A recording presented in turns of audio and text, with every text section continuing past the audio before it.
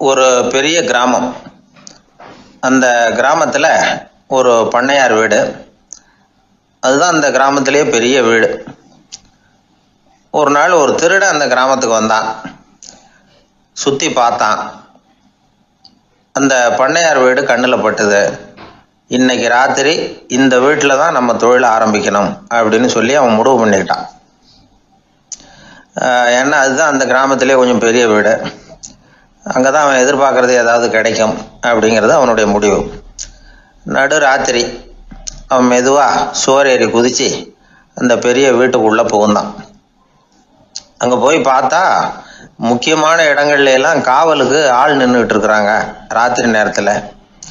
சரி, இந்த வீட்டில் நம்மால் திருட முடியாது அப்படின்னு முடிவு பண்ணிட்டு மெதுவாக வந்த வழியிலேயே திரும்பி வந்தான். அந்த சமயத்தில் காலில் ஏதோ தட்டுப்பட்டுது. என்னது அப்படின்னு சொல்லி குனிஞ்சு பார்த்தா அங்கே ஒரு பெரிய வெங்காய மூட்டை அடுக்கி வச்சிருக்கிறாங்க.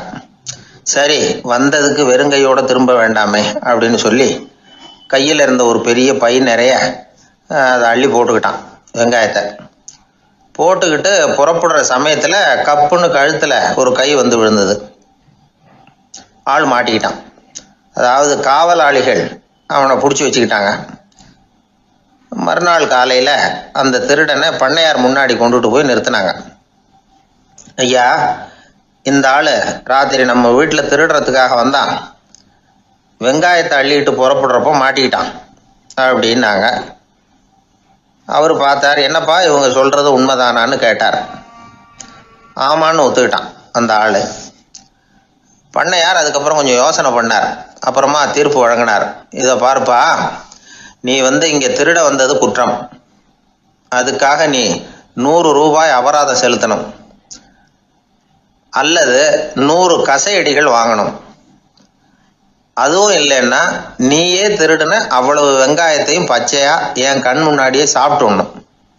இதில் எந்த தண்டனையை ஏற்றுக்கிறது அப்படிங்கிறத பற்றி நீயே யோசனை பண்ணி முடிவு எடுத்துக்கலாம் அப்படின்னு சொல்லிவிட்டார்.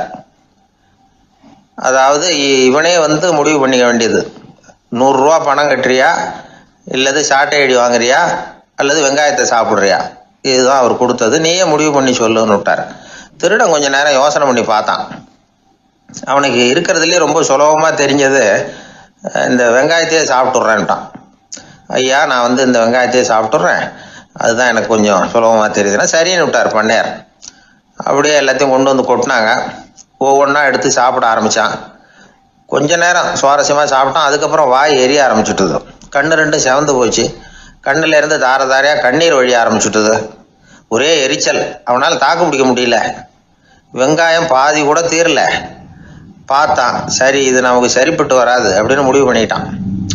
ஐயா, என்னை மன்னிச்சுக்கோங்க, இது என்னால் முடியாது போல இருக்கு, பேசாமல் எனக்கு 100 சாட்டை அடியே கொடுத்துருங்க அப்படின்னா. அவரும் சரின்னார். சாட்டை அடி விழ ஆரம்பிச்சது. அதுவும் ஆரம்பத்தில் ஒரு மாதிரியாக இருந்தது. ஒரு 60 அடிகள் விழுற வரைக்கும் தாங்கினான். அதுக்கு மேலே அவனால் முடியல, தாக்கு பிடிக்க முடியல. ஐயா, என்னை மன்னிச்சுக்கோங்க அப்படின்னு மறுபடியும் பண்ணையார் காலில் விழுந்தான். ஐயா, இதுவும் எனக்கு சரிப்பட்டு வராது போல இருக்கு, பேசாமல் 100 ரூபா அபராதமே கட்டிவிடுறேன் அப்படின்னா. அதே மாதிரி பணத்தை எடுத்து கொடுத்துட்டு அவன் பாட்டுக்கு போனான். இப்படி ஒரு கதை உண்டு. இந்த கதையை உலக புகழ்பெற்ற மனோதத்துவ மேதை எம் ஸ்காட் பெக் ஒரு உதாரணமாக எடுத்து சொல்கிறார். எதுக்காக அவர் எடுத்து சொல்கிறாருன்னா, இந்த முடிவெடுக்கும் திறன் அப்படிங்கிறத விளக்கறதுக்காக. வாழ்க்கையில் முடிவெடுக்கிற திறன் நம்ம ஒவ்வொருத்தருக்கும் ரொம்ப அவசியம். எந்த சந்தர்ப்பத்தில் எப்படி முடிவெடுக்கிறோம் அப்படிங்கிறத வச்சு தான் நம்ம வாழ்க்கை அமையும். எவ்வளவுதான் பணம் இருந்தாலும் சரி, எவ்வளவுதான் படிச்சிருந்தாலும் சரி, இந்த முடிவெடுக்கிற திறன் சரியா இல்லைன்னா வாழ்க்கையில் பல சறுக்கல்களை சந்திக்க வேண்டியிருக்கும். நாம் முடிவுகள் எடுத்தால் அந்த முடிவுகளால் ஏற்படக்கூடிய விளைவுகளுக்கு நாம் பொறுப்பு ஏற்க வேண்டியிருக்குமே அப்படிங்கிற பயத்தினால முடிவெடுக்கிற அதிகாரத்தை பல சமயங்களில் நாம் மற்றவங்களுக்கு தாரவாத்து கொடுத்துட்றோம். நாமே முடிவெடுக்கக்கூடிய திறமையை வளர்த்துக்கிறது தான் ரொம்ப முக்கியம். ஒருத்தர் சொன்னார், சார், சின்ன சின்ன பிரச்சனைகள்ல எல்லாம் எங்கள் வீட்டில் என் மனைவி முடிவு எடுக்க விட்டுருவேன், பெரிய பிரச்சனைகள்ல எல்லாம் நான் தான் முடிவெடுப்பேன் அப்படின்னார். பரவாயில்லையே அப்படின்னு சொல்லி சின்ன சின்ன பிரச்சனைகள்னா எதுங்க அப்படின்னு கேட்டேன். ஒன்றும் இல்லை, இந்த வீட்டு வருமானத்தை பெருக்கிறது எப்படி, வீட்டு செலவை சரி கட்டுறது எப்படி, வீட்டு செலவுக்கு வாங்கியிருக்கிற கடனை அடைக்கிறது எப்படி, இதெல்லாம் சின்ன சின்ன பிரச்சனைகள். என் மனைவி கிட்ட முடிவெடுக்கிற விஷயத்தை விட்டுருவேன்னார். பெரிய பிரச்சனை தான் நான் எடுத்துக்குவேன்னார். அப்படின்னா பெரிய பிரச்சனைன்னா எது சார் அப்படின்னு கேட்டேன். அது என்னன்னா, இந்த உலக பொருளாதாரத்தை மேம்படுத்துறது எப்படி, 21ஆம் நூற்றாண்டுல என்னென்ன சவால்களை சந்திக்க வேண்டியிருக்கும் உலகம், இதெல்லாம் நான் பார்த்துக்குவேன் அப்படின்னார். பாருங்க, இது பிரச்சனைகள்லேருந்து தப்பிக்கிற வழி. அதனால வாழ்க்கையில் பிரச்சனைகளை சந்திக்கிறதுக்கு தயங்கப்படாது. அதே மாதிரி சரியான நேரத்தில் சரியான முடிவு எடுக்கிறதுக்கு நாம் கற்றுக்கணும். அது ரொம்ப முக்கியம். அந்த மரத்தின் உச்சியில் ஒரு பறவை கூடு, ஏதோ ஒரு பறவை கூடு கட்டியிருந்தது. அது என்ன பறவைன்னா ராஜாளி. ஒரு குரங்கு அந்த மரத்து கிளையில தாவி தாவி குதிச்சுக்கிட்டு இருந்தது. அப்போ இந்த கூட்டில் இருந்த முட்டை அது கண்ணில் போட்டுட்டுது. அதுக்கப்புறம் அது சும்மா இருக்குமா, விளையாட்டா ஒரு முட்டையை எடுத்தது, மரத்தை விட்டு கீழே இறங்குச்சு. கீழே ஒரு குப்பை மேட்டில் ஒரு கோழி சில முட்டைகளை அது பாட்டுக்கு இட்டு வச்சிருந்தது. குரங்கு தன் கையில் இருந்த ராஜாளி பறவையோட முட்டையை அந்த கோழி முட்டைகளோட சேர்த்து போட்டுட்டு போயிட்டுது. கோழி வந்தது, பார்த்தது, அதுக்கு ஒன்றும் வித்தியாசம் புரியல. தன்னுடைய முட்டைகளோட சேர்த்து அந்த ராஜாளி முட்டையையும் சேர்த்து அடைகாத்துது. கொஞ்ச நாள்ல குஞ்சுகள்லாம் பொரிச்சுது, எல்லாம் முட்டை விட்டு வெளியில வந்தது. ராஜாளி பறவையோட குஞ்சு அந்த கோழி குஞ்சுகளோடவே சேர்ந்து வளர்ந்தது. மற்ற கோழி குஞ்சுகள் போலவே இதுவும் குப்பையை கிளறிச்சு புழு பூச்சிகளை சாப்பிட்டுது. காக்கைகள் தாக்கிறதுக்கு வந்ததுன்னா மற்ற கோழி குஞ்சுகள் மாதிரியே இதுவும் பயந்து போய் தாய் கோழியின் சிறகுகளுக்கு உள்ள ஒளிஞ்சுக்கும். இப்படியே கொஞ்ச காலம் போச்சு. குஞ்சுகள்லாம் வளர்ந்து பெருசாயிட்டுது. சிலது சேவல்களாச்சு, சிலது கோழிகளாச்சு. அந்த ஒண்ணு மட்டும் ராஜாளி ஆச்சு. ஆனா ஒரு விஷயம், தான் ஒரு ராஜாளிங்கிறது அந்த பறவைக்கு தெரியாது. தன்னையும் ஒரு கோழின்னே அது நினைச்சுக்கிட்டு இருக்கு. அப்படி நினைச்சுக்கிட்டு குப்பை மேட்டை கிளறிக்கிட்டு இருக்கு. ஒரு நாள் சாயந்தர நேரம் இந்த ராஜாளி பறவை கீழே அது பாட்டுக்கு வழக்கம் போல குப்பையை கிளறிக்கிட்டு இருக்குது. அப்போ அண்ணாந்து பாக்குது. வானத்துல உயரத்துல கூட்டமா ராஜாளி பறவைகள் உல்லாசமா வட்டம் அடிச்சு பறந்துகிட்டு இருக்கு. அதே இது பாக்குது. இதுக்கு மனசுக்குள்ள ஏக்கமா போச்சான். அப்போ இதுக்கு ஆண்டவன் பேர்ல கோபம் வந்துதான். ஆண்டவனுக்கு என் பேர்ல ஏன் இந்த ஓர வஞ்சனை, என்னையும் ஒரு ராஜாளியா படைச்சிருந்தா நானும் கூட இந்நேரம் ஆகாயத்துல உல்லாசமா பறந்துகிட்டு இருப்பேனே அப்படின்னு நினைச்சு வருத்தப்பட்டுதான். இது வேடிக்கையா இருக்குல்ல. ஒரு வகையில பார்த்தா நாம கூட இந்த ராஜாளி பறவை மாதிரி தான் வாழ்ந்துகிட்டு இருக்கோம் அப்படிங்கிறார் ஒரு உளவியல் நிபுணர். நம்மால எவ்வளவு வேலை செய்ய முடியும் அப்படின்னு நாம நினைச்சுக்கிட்டு இருக்கிறோமோ அதை விட பல மடங்கு நம்மால வேலை செய்ய முடியுமா, பல மடங்கு வேகமாகவும் வேலை செய்ய முடியும் அப்படிங்கிறார் அவர். நம்முடைய முழுமையான பலம் என்னங்கிறது நமக்கே தெரியறது இல்லை. அதுதான் கஷ்டம். நம்முடைய பலம் தெரியாததுனாலதான் நாம எதுக்கு எடுத்தாலும் பயந்துகிட்டு இருக்கிறோம். ஒரு ஆள் இருந்தான். அவனுக்கு எப்படின்னா கோழியை கண்டா பயப்படுவான். ஏன் கோழியை கண்டா பயம்னா, அவனுக்கு மனசுக்குள்ள தான் ஒரு புழுன்னு நினைப்பு. தன்னை ஒரு புழுவா நினைக்கும் பொழுது, புழுன்னா கோழி கொத்தும்ல, அதனால கோழியை கண்டு பயப்பட ஆரம்பிச்சிட்டான்.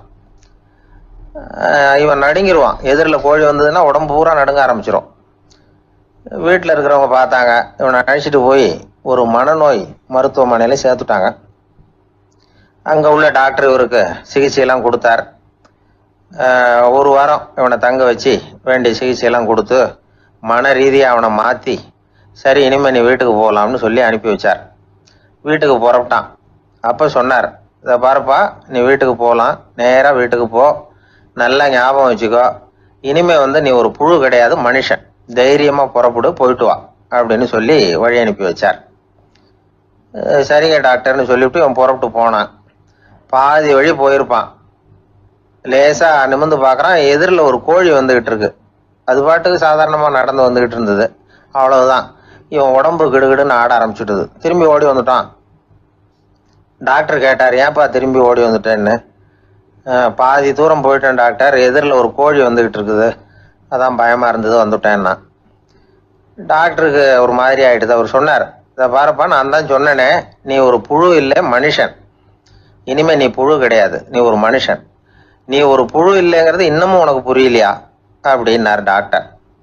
நான் புழு இல்லைங்கிறது எனக்கு தெரிஞ்சுட்டுது டாக்டர், இது அந்த கோழிக்கு தெரியுமான்னு தெரியலையே அப்படின்னா. இவெல்லாம் எந்த காலத்தில் மாறுறது? அதனால் வாழ்க்கையில் வெற்றி பெறணும் அப்படின்னு நினைக்கிறவங்க யாராக இருந்தாலும் தன்னுடைய பலம் என்ன அப்படிங்கிறத முதல்ல புரிஞ்சுக்கணும். தன்னுடைய சக்தியை புரிஞ்சுக்கிட்டவன் வெற்றி பெறுவது நிச்சயம். எது ரொம்பவும் கஷ்டமான காரியம் அப்படின்னு கேட்டார் ஒருத்தர். ஒருத்தருக்கு ஒருத்தர் சண்டை போடாமல் இருக்கிறது தான் ரொம்ப கஷ்டமான காரியம் அப்படின்னு தோணுது. ஒரு நாட்டுக்கும் இன்னொரு நாட்டுக்கும் சண்டை, நாட்டுக்குள்ளேயே ஒரு குரூப்புக்கும் இன்னொரு குரூப்புக்கும் சண்டை. ஏன் சண்டை போட்டுக்கிறீங்கன்னு கேட்டு பாருங்கள். நாங்கள் சமாதானத்துக்காக தான் சண்டை போட்டுக்கிறோம் அப்படிம்பாங்க. வாழறதுக்காக பிறந்த மனுஷன் லட்சியத்துக்காக உயிரை விட தயார் அப்படின்னு சொல்லிகிட்டு இருப்பான். அப்படி உயிரை விடுறவங்கள நாமளும் பாராட்டுவோம். ஆனால் ஒன்றுமில்லாத விஷயங்களுக்கெல்லாம் சண்டை போடுறவங்களெல்லாம் அப்படிப்பட்டவங்களையும் சரி உயிரை விடுறவங்களையும் சரி என்னென்னு சொல்கிறது? யுத்தங்களாலேயும் சண்டைகளாலேயும் நாம் அடையிறது என்னங்கிறது ஒரு பக்கம் இருக்கட்டும், இழக்கிறது என்ன தெரியுமா? ஏராளமான உயிர்கள். ரத்தம் சிந்துறதுக்கு நான் தயார் அப்படின்னு மார்தட்டி சொல்லலாம். ஆனால் ரத்தம் சிந்தினா உயிர் காத்துக்கிட்டு இருக்க தயார் இல்லை. அதாவது உயிர் நமக்காக காத்துக்கிட்டு இருக்க தயார் இல்லை. இழக்கிற ரத்தத்தை ஈடுகட்டினா தான் உயிரை காப்பாற்ற முடியும். அதனால் இது சம்பந்தமாக ஆராய்ச்சி செய்கிற கட்டாயம் ஏற்பட்டு போச்சு. அதோட விளைவாக புதுசாக ஒன்றை கண்டுபிடிச்சிருக்கிறாங்க. அதுதான் செயற்கை ரத்த பொடி. இப்போ இந்த திடீர் சாம்பார் பொடி, திடீர் ரசப்பொடி, திடீர் காப்பி பொடி இப்படிலாம் சொல்கிறோம்ல, அது மாதிரி இது திடீர் ரத்த பொடி. இஸ்ரேல் ஒரு சின்ன நாடு, மக்கள் தொகை குறைச்சல், அதோட போர்கள் வேறு. அதனால் காயம்பட்டவங்களை காப்பாற்றியே தீர வேண்டிய கட்டாயம். காப்பாற்றணும்னா ரத்த இழப்பை தடுக்கணும். அப்படின்னா உடனடியாக புது ரத்தம் செலுத்தி ஆகணும். திடீர்னு ரத்தம் வேணும்னா எங்கே போகிறது? அதுவும் கிடைக்கிற ரத்தம் சேர்கிற குரூப்பாக இருக்கணும். ஒரு வேடிக்கை பார்த்தீங்களா, நான் வேறு குரூப்பு நீ வேறு குரூப்புன்னு இவன் சண்டை போடுறான். இதில் அடிபட்டவனுக்கு ரத்தம் கொடுக்க போனால் அதுலேயும் அது வேறு வேறு குரூப்பாக இருக்குது. அது ரத்தமும் வேறு வேறு குரூப்புன்னு சொல்லிகிட்டு இருக்குது. எந்த குரூப்பு ரத்தம் வேணும்? அது உடனடியாக கிடைக்கலன்னா என்ன பண்ணுறது? இப்படிப்பட்ட கஷ்டம்லாம் நமக்கு வந்துடுது. இதுக்காக தான் விஞ்ஞானிகள் இந்த ரத்த பொடியை கண்டுபிடிச்சிருக்கிறாங்க. அதாவது ஒரு ஆள் அடிபட்டு போட்டான்னு வச்சுங்களேன், அவனுக்கு ரத்தம் கிடைக்கல. உடனே என்ன பண்ணலாம்? இந்த சுத்தப்படுத்தப்பட்ட தண்ணீரை கொஞ்சம் எடுத்துக்க வேண்டியது, அதில் இந்த ரத்த பொடியை கரைக்க வேண்டியது. இப்போ இந்த செயற்கை ரத்தம் தயாராகிட்டுது. இதை அந்த ஆள் உடம்புல ஏற்றி விட்டுற வேண்டியது. இயற்கையாக நம்ம உடம்புல இருக்கிற ரத்தம் என்னென்ன வேலை செய்யுதோ அதே வேலையை இதுவும் செய்யும். அதாவது ஆக்சிஜனை உடம்புல எல்லா இடத்துக்கும் எடுத்துகிட்டு போகுது. அந்த வேலையை இந்த செயற்கை ரத்தமும் செஞ்சுருது. ஆனால் ஒரு விஷயம், இந்த செயற்கை ரத்தம் ஒரு அவசரத்துக்கு தான் உபயோகப்படுத்தலாம், ஒரு முதல் உதவி மாதிரி. அதை அப்படியே நிரந்தரமாக விட்டுற முடியாது. பின்னாடி தேவையான குரூப்பு உண்மையான ரத்தம் கிடைச்ச உடனே அதை செலுத்திக்கணும். உண்மையான ரத்தத்தை 20லேருந்து 40 நாள் வரைக்கும் தான் பாதுகாக்க முடியும். அதுவும் குளிர்பதன பெட்டியில். அதுக்குள்ளே உபயோகப்படுத்தலைன்னா அது வீணாக போயிடும். இந்த ரத்த பொடி அப்படி இல்லை, எவ்வளோ நாள் வேணும்னாலும் அப்படியே வச்சுருக்கலாம். குளிர்பதன பெட்டியும் தேவையில்லை. ஆனால் ஒன்று, இது தண்ணியில் கலந்து செயற்கை ரத்தமாக ஆக்கிவிட்டா அதோட வலு 72 மணி நேரம் தான். அதாவது 3 நாள். அதுக்குள்ளே அந்த ஆசாமியை எங்கேயாவது ஆஸ்பத்திரிக்கு தூக்கிட்டு போய் உண்மையான ரத்தத்தை கொடுத்துடணும். சண்டையில் அடிபடுறவங்க, சாலை விபத்தில் அடிபடுறவங்க, இவங்களுக்கெல்லாம் அவசரத்துக்கு கை கொடுத்து உதவுறது இந்த செயற்கை ரத்த பொடி. அதுக்கப்புறம் நாம் கொடுக்குற ரத்தம் தான் அவங்கள காப்பாற்றணும். இன்றைக்கி ரத்தத்தை தானமாக கொடுக்க தயாராக இருக்கிற நல்ல உள்ளங்கள் ஏராளம். எவ்வளவு ஆக்சிடெண்ட்டு, ஆப்ரேஷன், இதில் சம்மந்தப்பட்டவங்களை காப்பாற்றுறது நாம் தானமாக கொடுக்குற ரத்தம் தானே. ஒரு ஆக்சிடெண்ட்டு, ஒரு ஸ்கூட்டர் ஒரு ஆள் மேலே மோதி விட்டுது, பார்த்து வரக்கூடாதா அப்படின்னா அந்த ஆள், நீ தான் பார்த்து நடக்கணும், ஏன்னா 20 வருஷமாக நான் அந்த ஸ்கூட்டரை ஓட்டிகிட்டு இருக்கிறேன் அப்படின்னு நானா இவன். இதுக்கு அவன் சொன்னானா, நீ தான் பார்த்து ஓட்டணும், ஏன்னா 40 வருஷமாக நான் இப்படி நடந்துக்கிட்டு இருக்கிறேன் அப்படின்னு நானா. திபேத் நாட்டில் புத்த மடாலயங்கள் நிறைய உண்டு. அதுக்கு ஒரு தலைமையகமும் உண்டு. அது இந்த திபேத் தலைநகரம் லாசாவில் இருக்குது. ரொம்ப காலத்துக்கு அப்பால் அதை பற்றியெல்லாம் நிறைய விவரங்கள் எழுதி வச்சிருக்கிறாங்க. அது இப்போவும் நமக்கு கிடைக்குது. அதாவது ரொம்ப தூரத்துக்கு அந்தாண்ட மலைகளுக்கு நடுவில் ஒரு கிளை மடாலயம். அந்த மடத்தின் தலைவருக்கு வயசாயிட்டு தான். அதனால் தலைமை பொறுப்பை வேற ஒருத்தர்கிட்ட ஒப்படைக்கலாம் அப்படின்னு முடிவு பண்ணாராம். உடனே ஒரு லாமாவை கூப்பிட்டார். அவர் மூலமாக தலைமை மடாலயத்துக்கு செய்தி அனுப்புனார், பொருத்தமான வாரிசு ஒருத்தரை அனுப்பி வைக்கும்படியாக. அந்த வாலிப லாமா புறப்பட்டார். காடு மேடெல்லாம் நடந்து போகிறார். ரொம்ப நாள் கழித்து தலைமை பீடத்தை அடைஞ்சார். தலைமை குருக்கிட்ட விவரத்தை சொன்னார். தகுதியான ஒருத்தரை அனுப்பி வச்சா அழைச்சிட்டு போகிறேன் அப்படின்னார். சரி, நாளைக்கு காலையில் நீங்கள் அவங்க எல்லாரையும் அழைச்சிட்டு போகலாம்னார் அவர். அவங்க எல்லாரையுமா? அங்கே தேவைப்படுறது ஒருத்தர் தானே அப்படின்னார் இவர். ஆமான்னார். அப்புறம் ஏன் எல்லாரையும் அழைச்சிட்டு போக சொல்கிறீங்கன்னார். அது இப்போ உனக்கு புரியாது. நான் ஒரு 100 பிக்குகளை அனுப்புகிறேன், அதாவது பிட்சுகளை. அவ்வளவு பேரையும் அங்கே வச்சு சமாளிக்க முடியாது அப்படின்னாரு இவர். இருந்தாலும் இப்போ அந்த தலைமை குரு என்ன சொன்னார்னா, அதை பற்றி கவலைப்படாத, நான் 100 பேரை அனுப்புகிறேன். அதில் 99 பேர் வழியிலேயே காணாமல் போடுவாங்க, ஒருத்தன் மட்டும்தான் வருவான். அவனும் அங்கே வந்து சேர்ந்துட்டான்னா நீ ரொம்ப கொடுத்து வச்சவன் அப்படின்னார். இவருக்கு ஒன்றும் புரியல. இருந்தாலும் மறுநாள் அந்த வாலிப லாமா 100 பேரை அழைச்சிக்கிட்டு புறப்பட்டார். போகிற வழியிலேயே பல பேர் அங்கங்கே பிச்சுக்கிட்டு போயிட்டாங்க. அவர் சொன்னது மாதிரியே. வழியில் அவங்க ஊர்கள் இருந்தது தான் காரணம். அப்பா அம்மாவை பார்த்துட்டு வரேன் அப்படின்னு கொஞ்சம் பேர் போனாங்க. சொந்த பந்தத்தை பார்த்துட்டு வரேன் அப்படின்னு கொஞ்சம் பேர். ஒரு வாரம் ஆச்சு. இப்போ மிஞ்சினது 10 பேர் தான். வழியில் ஒரு நகரம். அங்கே சில பிட்சுக்கள் வந்து சந்தித்தாங்க. எங்கள் மடத்து தலைவர் இறந்துட்டார், உங்களில் யாராவது ஒருத்தர் எங்களுக்கு தலைவராக முடியுமா அப்படின்னு கேட்டாங்க. 10 பேரும் தயார். அதில் ஒருத்தரை அழைச்சிக்கிட்டு அவங்க போயிட்டாங்க. இன்னொரு ஊரில் சில பேர் வந்தாங்க, வழி மறிச்சாங்க. நில்லுங்க, எங்கள் மன்னர் மகளுக்கு திருமணம், அதை நடத்தி வைக்க 3 லாமாக்கள் தேவை அப்படின்னாங்க. இப்படி கொஞ்சம் கொஞ்சமாக எல்லாரும் காலி. கடைசியில் 2 பேரும் மிஞ்சினாங்க. அங்கே ஒரு இளம்பெண் எதிரில் வந்தா. எங்கள் அப்பா வேட்டைக்கு போயிருக்கிறாரு, இன்னும் திரும்பி வரல. வீட்டில் வேறு யாரும் இல்லை, தனியாக இருக்க பயமாக இருக்குது, யாராவது ஒருத்தர் எனக்கு துணையாக இருக்கணும் அப்படின்னு கேட்டுக்கிட்டா. எங்கள் 2 பேரில் நீயே ஒருத்தரை தேர்ந்தெடுத்துக்கோ, இல்லைன்னா எங்களுக்குள்ளே சண்டை வந்துடும் அப்படின்னாங்க. இப்போ மிஞ்சினவர் ஒருத்தர். அவருக்கும் ஒரு சோதனை வந்தது. ஒரு தர்க்கவாதி எதிரில் வந்தான். உன்னோட வாதம் பண்ணணும்னா. இவனோட வாதம் பண்ணுறேன், அது முடிய ரொம்ப காலம் ஆகலாம். தர்க்கத்தில் நான் ஜெயிச்சா அங்கே வரேன், இல்லைன்னா இவருடைய சீடனை ஆயிடுவேன் அப்படின்னார் அவர். கடைசியாக அழைக்க வந்த வாலிப லாமா மட்டும் வெறுங்கையோடு திரும்பி போனார். அங்கே இருந்த வயசான மடாதிபதி கேட்டார், எத்தனை பேர் அங்கேருந்து புறப்பட்டீங்கன்னார். என்னையும் சேர்த்து 101ன்னார் அவர். நல்லது, நீயாவது திரும்பி வந்திய, அதுதான் எனக்கு போதும். ஏன்னா நீ தான் எனக்கு உண்மையான வாரிசு. அந்த 100 பேரில் யாரும் வரமாட்டாங்க அப்படின்னார் அவர். ஏன்னா அவருக்கு தெரியும் இவர் ஒருத்தர் தான் திரும்பி வருவாருங்கிறது. திபேத்தில் ஒரு பழங்கால பழமொழி உண்டாம், 100 பேர் செல்லலாம், எப்பொழுதாவது ஒருவன் அபூர்வமாக அடைய வேண்டிய இடத்தை அடைவான். இதுதான் அந்த பழமொழி. ஒரு உன்னதமான இலக்கை அடையணும்னா அது அவ்வளவு சுலபமான காரியம் இல்லை. இந்த காலத்து மடாலயம் ஒன்று, அதில் ஒரு தலைவர், அவருக்கு வயசாயிட்டுது, தனக்கு ஒரு வாரிசை நியமிக்கணும் அப்படின்னு ஆசைப்பட்டார். ரொம்ப கஷ்டப்பட்டு ஒருத்தரை பிடிச்சார். தனக்கு வாரிசாக நியமிச்சுட்டு அவர் சமாதி ஆயிட்டார். புதுசாக பொறுப்பேற்றுக்கிட்டவர் அப்படியே உட்காந்துருந்தார். அவரை தேடிட்டு பத்திரிகை நிருபர்கள்லாம் வந்தாங்க, கேட்டாங்க. அவர் உங்கள் பொறுப்பில் அவர் பெரியவர் விட்டுட்டு போன இது எவ்வளவு சுமாராக தேரும், எவ்வளவு விட்டுட்டு போனார் அப்படின்னு கேட்டிருக்கிறாங்க. அது என்ன ஒரு 50 லட்சம் இருக்கும் அப்படின்னாராம். அவ்வளவும் பணமா அப்படின்னு கேட்டிருக்காங்க. இல்லைங்க, கடன் அப்படின்னாராம் இவர். காலை நேரம், கடற்கரை ஓரம், காலை வீசிக்கிட்டு கையை வீசிக்கிட்டு ஏதோ சண்டைக்கு போகிற சிப்பாய் மாதிரி எல்லாரும் நடந்து போயிட்டு இருக்கிறாங்க. நடைப்பயிற்சி. அதில் நமக்கு தெரிஞ்ச ஒருத்தர் எதிரில் வந்தார் ரொம்ப வேகமாக.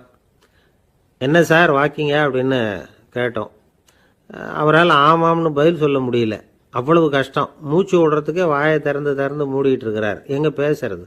கொஞ்சம் நின்று நிதானித்து மூச்சு விட்டுட்டு அதுக்கப்புறம் சொன்னார் ஆமாம் அப்படின்னு. என்ன சார் இவ்வளவு வேகம்னோ? உங்கள் பேச்சை கேட்டுவிட்டு தான் சார் நடக்க ஆரம்பித்தோம். நீங்கள் தான் அடிக்கடி சொல்லிகிட்டு இருந்தீங்க நடக்கிறது நல்லதுன்னு. அன்னையிலேருந்து ஆரம்பிச்சுட்டேன், ஆனால் ரொம்ப கஷ்டமாக இருக்குது சார். இப்போ பாருங்கள், உங்கள்கிட்ட சுலபமாக பேசக்கூட முடியல, மூச்சு வாங்குது, உடம்பு கூட வலிக்கிறது மாதிரி இருக்குது அப்படின்னு அவர் பாட்டுக்கு பேச ஆரம்பிச்சிட்டார். உங்களை யார் சார் இவ்வளவு வேகமாக நடக்க சொன்னது? வேகத்தை குறைங்க, மெதுவாக நடங்க அப்படின்னோம். நீங்கள் நடக்கிறதுனால என்னென்ன சௌகரியம்னு அன்னைக்கு சொன்னீங்களே தவிர சௌகரியமாக நடக்கிறது எப்படின்னு சொல்லலையே அப்படின்னார் அவர். இன்னமும் லேசாக மூச்சு வாங்கிக்கிட்டே சொன்னால் கூட இவர் சொல்கிறதுலேயே ஒரு நியாயம் இருக்குது. அதனால் இந்த நடைப்பயிற்சி பண்ணுறவங்க கவனிக்க வேண்டிய சில முக்கியமான குறிப்புகள் இருக்குது. அது என்னென்னங்கிறத அவங்க தெரிஞ்சுக்கணும். அது தெரிஞ்சு வச்சுக்கிறது நல்லது. இதெல்லாம் மருத்துவ நிபுணர்கள் சொல்கிற குறிப்புகள். அவங்க என்ன சொல்கிறாங்க தெரியுமா? உங்கள் வயசு 40க்கு மேலேயா? உங்கள் எடை இருக்க வேண்டியதை விட 10 கிலோ அதிகமாக இருக்குதா? நீங்கள் புகை பிடிக்கிறவரா? இதய நோய், இரத்த நாள நோய், உயர் இரத்த அழுத்தம் இப்படி ஏதாவது உங்களுக்கு உண்டா? அப்படின்னா நீங்கள் உங்கள் இஷ்டத்துக்கு வரிஞ்சு கட்டிக்கிட்டு நடைப்பயிற்சி பண்ண ஆரம்பிச்சிடாதீங்க. முதல்ல ஒரு மருத்துவ பரிசோதனை பண்ணிக்கோங்க, அதுதான் நல்லது அப்படின்னு அவங்க சொல்கிறாங்க. நடக்கிறப்போ, உடற்பயிற்சி செய்கிறப்போ மார்பு பகுதியில் அல்லது வேறு எங்கேயாவது தொடர்ந்து வலி இருந்ததுன்னா பயிற்சியை நிறுத்தி விட்டு டாக்டரை போய் பார்க்கணும். நடைப்பயிற்சி பண்ணுறப்போ உங்கள் சக்திக்கு தகுந்த மாதிரி மெதுவாக அதிக கஷ்டம் இல்லாமல் முன்னேறலாம். அங்கே என்ன போட்டியாக வைக்கிறாங்க? முந்திக்கிட்டு போய் என்ன பண்ண போகிறோம்? பரிசாக வாங்க போகிறோம். அதனால் நிதானம் அவசியம் அப்படிங்கிறது அவங்க ஆலோசனை. தொந்தரவு கொடுக்காத ஷூ, ட்ரெஸ்ஸு இதுகளை உபயோகப்படுத்துங்க. பாதத்தில் ஆடு தசை இருக்குல்ல, அங்கே ஏதாவது பிரச்சனை இருந்ததுன்னா டாக்டரை பாருங்கள். இந்த பாதத்தில் வலி வரும் அந்த இடத்துல. வெயில் காலமாக இருந்தால் தலைக்கு தொப்பி வச்சுக்கோங்க. பனியில் நடந்தாலும் அப்படி தான். தலையை பத்திரமா பார்த்துக்குங்க. நம்மக்கிட்ட ஏதோ கொஞ்சம் உருப்படியாக தெரியறது அது தானே. உடற்பயிற்சிக்கு முன்னாடி பின்னாடி பயிற்சி செய்கிறப்போ நிறைய தண்ணி குடிக்கலாமா. முதல் 1 மாதத்துக்கு கொஞ்சம் தளர்த்தியாக சாவகாசமாக நடக்கலாம். மணிக்கு 3 அல்லது 4 கிலோமீட்டர் வேகம்னு வச்சுங்களேன். அதுக்கப்புறம் வேகத்தை அதிகப்படுத்தலாம். மணிக்கு 6 அல்லது 8 கிலோமீட்டர் அளவுக்கு நடக்கலாம். நல்லா கையை வீசிக்கிட்டு நடக்கணும். மூச்சு விடுற எண்ணிக்கை அதிகரிக்கணும். இது மாதிரி ஒரு 30 நிமிஷம் நடக்கலாம். தனியாக நடந்து போகிறதுக்கு உங்களுக்கு என்னமோ மாதிரி இருக்குதா? கூட யாரையாவது சேர்த்துக்குங்க. ஒரு குரூப்பாக சேர்ந்து போகலாம். நடக்கிறதுங்கிறத ஒரு சந்தோஷமான சமாச்சாரமாக ஆக்கிக்கணும். தினம் இப்படி நடக்க வேண்டி இருக்குதே அப்படின்னு புலம்பிக்கிட்டே போகக்கூடாது. சில பேர் நடக்கிறப்போ கடந்த காலத்தை ஆசை போட்டுக்கிட்டே போவாங்க. சில பேர் வருங்காலத்தை ஆசை போட்டுக்கிட்டே போவாங்க. சில பேர் முக்கியமான திட்டம்லாம் இப்படி நடக்கிறப்ப தான் தீர்மானம் பண்ணுவாங்க. நடக்கிறதுனால மன இறுக்கம் குறையுது, பரபரப்பு குறையுது, மன ஆற்றல் பெருகுது, தன்னம்பிக்கை வளருது, முதுமை தள்ளி போகுது, செயல்திறன் அதிகரிக்குது. இதை தவிர உடம்புக்கும் பல விதமான சௌகரியங்கள் ஏற்படுது. அதனால் இது வரைக்கும் நடக்க ஆரம்பிக்காதவங்க இனிமே இந்த குறிப்புகளை கவனத்தில் வச்சுக்கிட்டு நடக்க ஆரம்பிச்சுடலாம். சார்லஸ் லேம்ப் அப்படின்னு ஆங்கில இலக்கிய மேதை ஒருத்தர், அவர் ஒரு தரம் உடம்பு சரியில்லைன்னு டாக்டர்கிட்ட போனாராம். டாக்டர் அவரை பார்த்துட்டு, நீங்கள் தினமும் காலையில் வெறும் வயத்தில் நடக்கணும் அப்படின்னாராம். வெறும் வயத்தில் நடக்கிறதுக்கு நான் தயார், ஆனால் வயிறு கிடைக்கணுமே சார். யார் வயத்து மேலே நடக்கிறது டாக்டர் அப்படின்னு கேட்டாராம் இவர். வயிறு பசிக்குதேங்கிறது சிலரோட கவலை, வயிறு பசிக்க மாட்டேங்குதே அப்படிங்கிறது சில பேரோட கவலை. 2 விதமான கவலைக்கும் வயிறு தான் காரணமாக இருக்குது. வயிறு பசிச்சதுன்னா அது இயற்கை, வயிறு பசிக்கலைன்னா அது வியாதி. ஆனால் பசியையும் நாம் பசிப்பிணி அப்படின்னு தான் சொல்லுவோம். என்ன காரணம்? வியாதியை போக்க வேண்டியது எவ்வளவு முக்கியமோ அதை விட முக்கியம் பசியை போக்க வேண்டியது. ஒரு சமுதாயத்தில் பசிப்பிணியே இருக்கக்கூடாது, அதுதான் நல்ல சமுதாயம். பசியை போக்கணும்னா சாப்பாடு போடணும், பசியின்மையை போக்கணும்னா வைத்தியம்தான் பண்ணணும். இது சம்பந்தமாக எவ்வளவோ ஆராய்ச்சிகள் நடக்குது, நிறைய மருந்து கண்டுபிடிச்சிருக்கிறாங்க. நம்ம உடம்புல பசியை தூண்டக்கூடிய பகுதி எது, இதை முதல்ல தெரிஞ்சுக்கணும் இல்லையா? நாம் சாப்பிட்ற ஆகாரம் செரிக்கிறதுக்கு எது காரணம் தெரியுமா? நம்ம மூளையோட பின்பகுதி தான் அதுக்கு காரணமாக இருக்குதாம். மூளையின் பின்பகுதியில் நரம்பு செல்களால் ஆன 2 வகையான ஆரக்சின்கள் தான் பசியை உண்டாகுது அப்படின்னு கண்டுபிடிச்சிருக்கிறாங்க. 2 ஆய்வாளர்கள் இதை கண்டுபிடிச்சிருக்காங்க. அவங்க 2 பேரும் டெக்சாஸ் பல்கலைக்கழகத்தில் ஹார்வர்டு ஹக்ஸ் மருத்துவ கல்வி நிலையத்தில் பணிபுரிகிறவங்களாம். உண்பது தேவைங்கிறது உணரப்படும் போது மூளையின் அந்த குறிப்பிட்ட பகுதி ஆரக்சின் அப்படிங்கிற ஹார்மோன்களை சுரக்கும். அது பசி உணர்வை தூண்டும் அப்படிங்கிறது தான் அந்த ஆய்வாளர்களின் கண்டுபிடிப்பு. இந்த ஆரக்சின் வேறு சில உயிரினங்கள்லேயும் உண்டு. இப்போ எலிகளில் கூட இது இருக்குது. அதனால் எலிகளை வச்சு இது சம்பந்தமாக ஆராய்ச்சி பண்ணாங்க. எலிகள் உடம்புல ஆரக்சினை செலுத்தி பார்த்தாங்க. உடனே என்னாச்சு தெரியுமா? அந்த எலியெல்லாம் பசியால் துடிக்க ஆரம்பிச்சுட்டுது. எதையாவது தின்னு பசியை தீர்த்தா போதுங்கிற அளவுக்கு அந்த எலிகள்லாம் அல்லாட ஆரம்பிச்சுட்டுது. இயல்பாக சாதாரணமாக அந்த எலிகள் எவ்வளவு சாப்பிடுமோ அது மாதிரி 8 முதல் 10 மடங்கு அதிகமான ஆகாரத்தை 1 மணி நேரத்துக்குள்ளே சாப்பிட்டு தீர்த்துட்டு தான். சில எலிகளின் மூளையில் இந்த ஆரக்சின் அளவை கட்டுப்படுத்தி பார்த்துருக்குறாங்க. உடனே என்னாச்சு தெரியுமா, அதெல்லாம் சாப்பாட்டை கண்டா முகத்தை திருப்பிட்டு போக ஆரம்பிச்சுட்டு தான். அந்த எலிகளுக்கு பசி எடுக்கலையாம். இந்த ஆராய்ச்சியின் அடிப்படையில் பசியை எடுக்காமல் இருக்கிற மனிதர்களுக்கும் பசியை தூண்ட முடியும் அப்படின்னு சொல்லி ஆராய்ச்சியாளர்கள் தெரிவிச்சிருக்கிறாங்க. ஆக ஆரக்சின் தான் பசிக்கு காரணம்ங்கிறது தெரிஞ்சு போச்சு. சரி, இந்த ஆரக்சின் அப்படின்னா என்ன? அது ஒரு கிரேக்க சொல். அதுக்கு பசின்னு அர்த்தம். நம்ம ஆளுங்களுக்கெல்லாம் பசியை தூண்டுறதுக்கு மருந்து தேவையில்லை, பசியை குறைக்கிறதுக்கு தான் மருந்து தேவை. ஒரு அம்மா டாக்டரை தேடி வந்தாங்களாம். டாக்டர், எங்கள் வீட்டுக்காரருக்கு திடீர்னு அகோர பசி, நிறைய சமைச்சு போடுறேன், அவ்வளவையும் சாப்பிட்டுட்டு கீழே கிடக்கிற குப்பை கூலங்களையும் எடுத்து சாப்பிட ஆரம்பிச்சுட்றார், என்னன்னு கவனித்து பாருங்க அப்படின்னாங்களாம். எவ்வளவு நாளாக அப்படி இருக்குதுன்னு கேட்டிருக்காரு டாக்டர். 1 வாரமாக அப்படி இருக்குதுன்னாங்களாம். இவ்வளவு நாளாக ஏன் சும்மா இருந்தீங்க, ஆரம்பத்திலேயே இங்கே அழைச்சிட்டு வர வேண்டியது தானே அப்படின்னாரான் டாக்டர். அது ஒன்றும் இல்லை டாக்டர், வீடு பூரா சுத்தமாகட்டுமேன்னு பார்த்துக்கிட்டு இருந்தேன் அப்படின்னாங்களாம் அந்த அம்மா. ஒருத்தர் ஓடி வந்தார், இன்னொருத்தரை பார்த்து, சார் உங்கள் சைக்கிளை ஒரு நாள் இரவல் கொடுங்களேன், பக்கத்து ஊருக்கு போயிட்டு வர வேண்டியிருக்கு அப்படின்னார். இவர் சைக்கிளை கொடுத்து பத்திரமா கொண்டுட்டு போங்கன்னார். சார், இதை பத்திரமா கொண்டு போகிறேன், கவலையே வேணாம், ஏன்னா இது உங்களோட சைக்கிள் அப்படின்னு நான் நினைக்கல, என்னோட சைக்கிளாக நினைக்கிறேன் அப்படின்னார். அதுக்கப்புறம் தான் இவருக்கு உண்மையாகவே பயம் வந்துட்டுது. ஏன்னா அவர் சொன்னது மாதிரி அதை தன்னோட சைக்கிளாகவே நினச்சி தள்ளிட்டு போட்டால் என்ன பண்ணுறது? எது எதை நம்முடையதாக நினைக்கணுங்கிறதுக்கு ஒரு வரையறை இருக்குது. சில பேர் ஆஃபீஸையே வீடாக நினச்சி விடுறது உண்டு. அப்படிப்பட்டவங்க கூட வீட்டை ஆஃபீஸாக நினைக்கிறது இல்லை. ஏன்னா வீட்டில் இவர் ஆஃபீஸராக நடந்துக்க முடியறதில்ல. இதெல்லாம் ஒரு பக்கம் இருக்கட்டும், இப்போ விஷயத்துக்கு வருவோம். பொறியியல் மேதை டாக்டர் விஸ்வேஸ்வரய்யா இருந்தார் இல்லையா, பாரத ரத்னா விருதெல்லாம் கொடுத்தாங்களே. ஆஃபீஸ் வேலை வேற, சொந்த வேலை வேற அப்படிங்கிறதுக்கு ஒரு உதாரணமாக இருந்தவர் அவர். மைசூர் மகாராஜா கிட்ட திவானா இருந்தார். அவர் ஒரு நாள் அரசாங்க வேலை காரணமாக வெளியூர் போயிருந்தார்.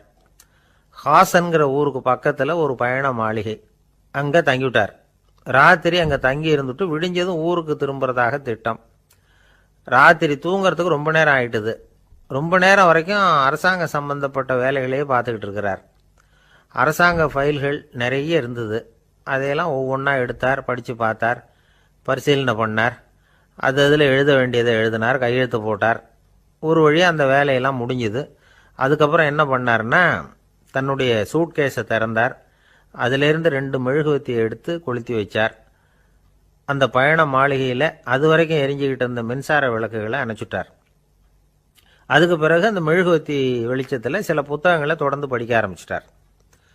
அந்த பயண மாளிகையில் பணியாளராக இருந்தவர் இதை பார்த்துட்டு ஓடி வந்தார். மறுபடியும் மின் விளக்க போடுறதுக்காக போனார். விஸ்வேஸ்வரய்யா அதை பார்த்துட்டு போட வேணாம்ட்டாராம். இது வரைக்கும் நான் அரசாங்க அலுவல்களை கவனிச்சுக்கிட்டு இருந்தேன், அதனால் மின் விளக்குகள் அப்போ எரிஞ்சதில் தப்பு இல்லை. இப்போ நான் புத்தகம் படிச்சுக்கிட்டு இருக்கேன், இது என்னுடைய சொந்த வேலை, இங்கே இருக்கிற மின் விளக்கு அதுக்காக ஏன் எரியணும் அப்படின்னு கேட்டாராம். இப்போ இருக்கிற சில அரசு பணியாளர்கள்கிட்ட இந்த சம்பவத்தை பேச்சோட பேச்சா சொல்லி பார்த்தேன். அவங்களால இதை ஜீரணிக்கவே முடியல. நேர்மை தேவைதான் சார், அதுக்காக அவ்வளவு தூரத்துக்கு அது தேவையா அப்படிங்கிறாங்க. விஸ்வேஸ்வரய்யா அப்படி பண்ணினது தான் ஒரு நேர்மையாளர் அப்படின்னு இந்த உலகத்துக்கு நிரூபிக்கணுங்கிறதுக்காக இல்லை. தான் அப்படி நடந்து காட்டினா தன்னை சுற்றி இருக்கிறவங்களும் அதை கேள்விப்படுறவங்களும் முடிஞ்ச அளவுக்கு பொது வாழ்க்கையில், அரசு பணியில் நேர்மையை கடைபிடிக்க முயற்சி பண்ணலாமே அப்படிங்கிறதுக்காகத்தான். இப்போவும் சில பேர் இருக்கிறாங்க, இவங்க ஆஃபீஸ் வேற வீடு வேறன்னு நினைக்கிறது இல்லை, அவ்வளோ உரிமை. ஒருத்தர் அப்படிதான், அவருக்கு அவசரமாக 5000 ரூபா தேவைப்பட்டது. ஆஃபீஸு பணத்தை எடுத்துக்கிட்டார். அந்த நேரம் பார்த்து ஆடிட் வந்துட்டுது, ஆப்பிட்டுக்கிட்டார். விசாரணை நடக்குது. அவர் சொல்கிறார், சார் நான் நேரம் காலம் பார்க்காம ஆஃபீஸில் வேலை செய்வேன், ஏன்னா அதை என்னோட ஆஃபீஸாக நினைக்கிறேன். அவசரத்துக்கு அந்த பணத்தை எடுத்தேன், மறுபடி வச்சுடலாம்னு தான் இருந்தேன், அதுக்குள்ளே இப்படி ஆகிட்டுது. நீங்கள் என்ன நினச்சாலும் சரி, நான் ஆஃபீஸ் வேற வீடு வேற அப்படின்னு நினைக்கிறது இல்லை, அது என்னோட சுபாவம் அப்படின்னார். விசாரணை பண்ணவர் தீர்ப்பு வழங்கினார். உங்கள் சுபாவத்துக்கு மதிப்பு கொடுத்து நானும் தீர்ப்பு வழங்குறேன். நீங்கள் கொஞ்ச நாள் ஜெயிலில் இருந்துட்டு வாங்க, அது உங்களுக்கு கஷ்டமாக இருக்காதுன்னு நினைக்கிறேன்.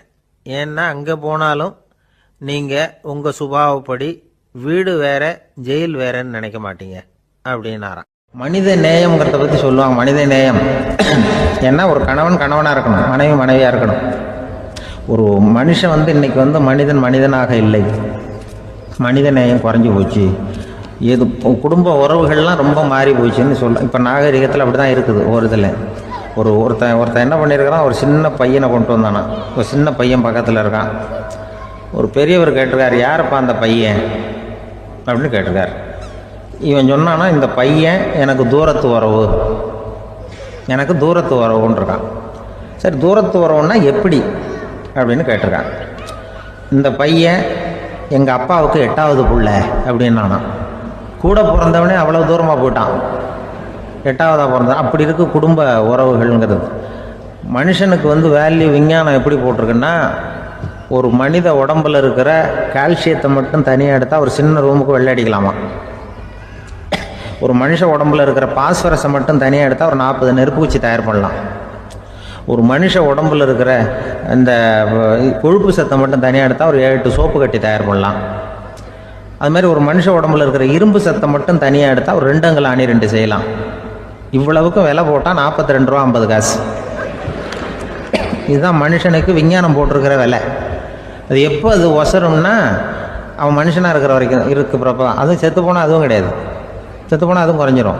மிருகங்களுக்கெல்லாம் அப்படி இல்லை, செத்ததுக்கு அப்புறம் விலை கூடும். அங்கெல்லாம் எல்லா ஊர்லேயும் பார்த்தீங்கன்னா உயிர் கோழி 50 ரூபா, உரிச்ச கோழி 60 ரூபான்னு போட்டிருக்கோம். செத்ததுக்கு அப்புறம் 10 ரூபா அதிகம்.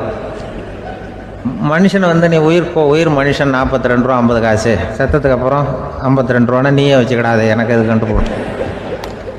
அவன் எப்போ அவனுக்கு வேல்யூ கூடும்னா, மனிதனாக வாழும்பொழுது தான் வேல்யூ கூடும். குடும்பத்தில் அந்த பாசத்தோடு வாழணும்னு கடவுள்கிட்ட கேட்டு சொன்னாங்களே, அதுதான். இந்த சமூகங்கிறதும் ஒரு பெரிய குடும்பம்தான். அதனால தான் இந்த நாட்டுக்கு உள்ள பெருமையை எல்லாரும் ஒற்றுமையாக இருந்தால் எதையும் சாதிக்கலாம்ங்கிறது தான் இந்த நாட்டுக்கு உள்ள பெருமை. அப்படி நிரூபித்தோம். அதனால் சமூகங்கிறதும் ஒரு குடும்பம் மாதிரி இருக்கிறது தான் பெருசு. இப்போ சில இதெல்லாம் இப்போ ஜாதி மத வேறுபாடெல்லாம் நம்முடைய முன்னேற்றத்தை தடுக்கும். விலங்குகள் நம்மளோட மேலானது. அதான் ஒரு ஊரில் ஒரு சிவன் கோயில் இருந்துதான்.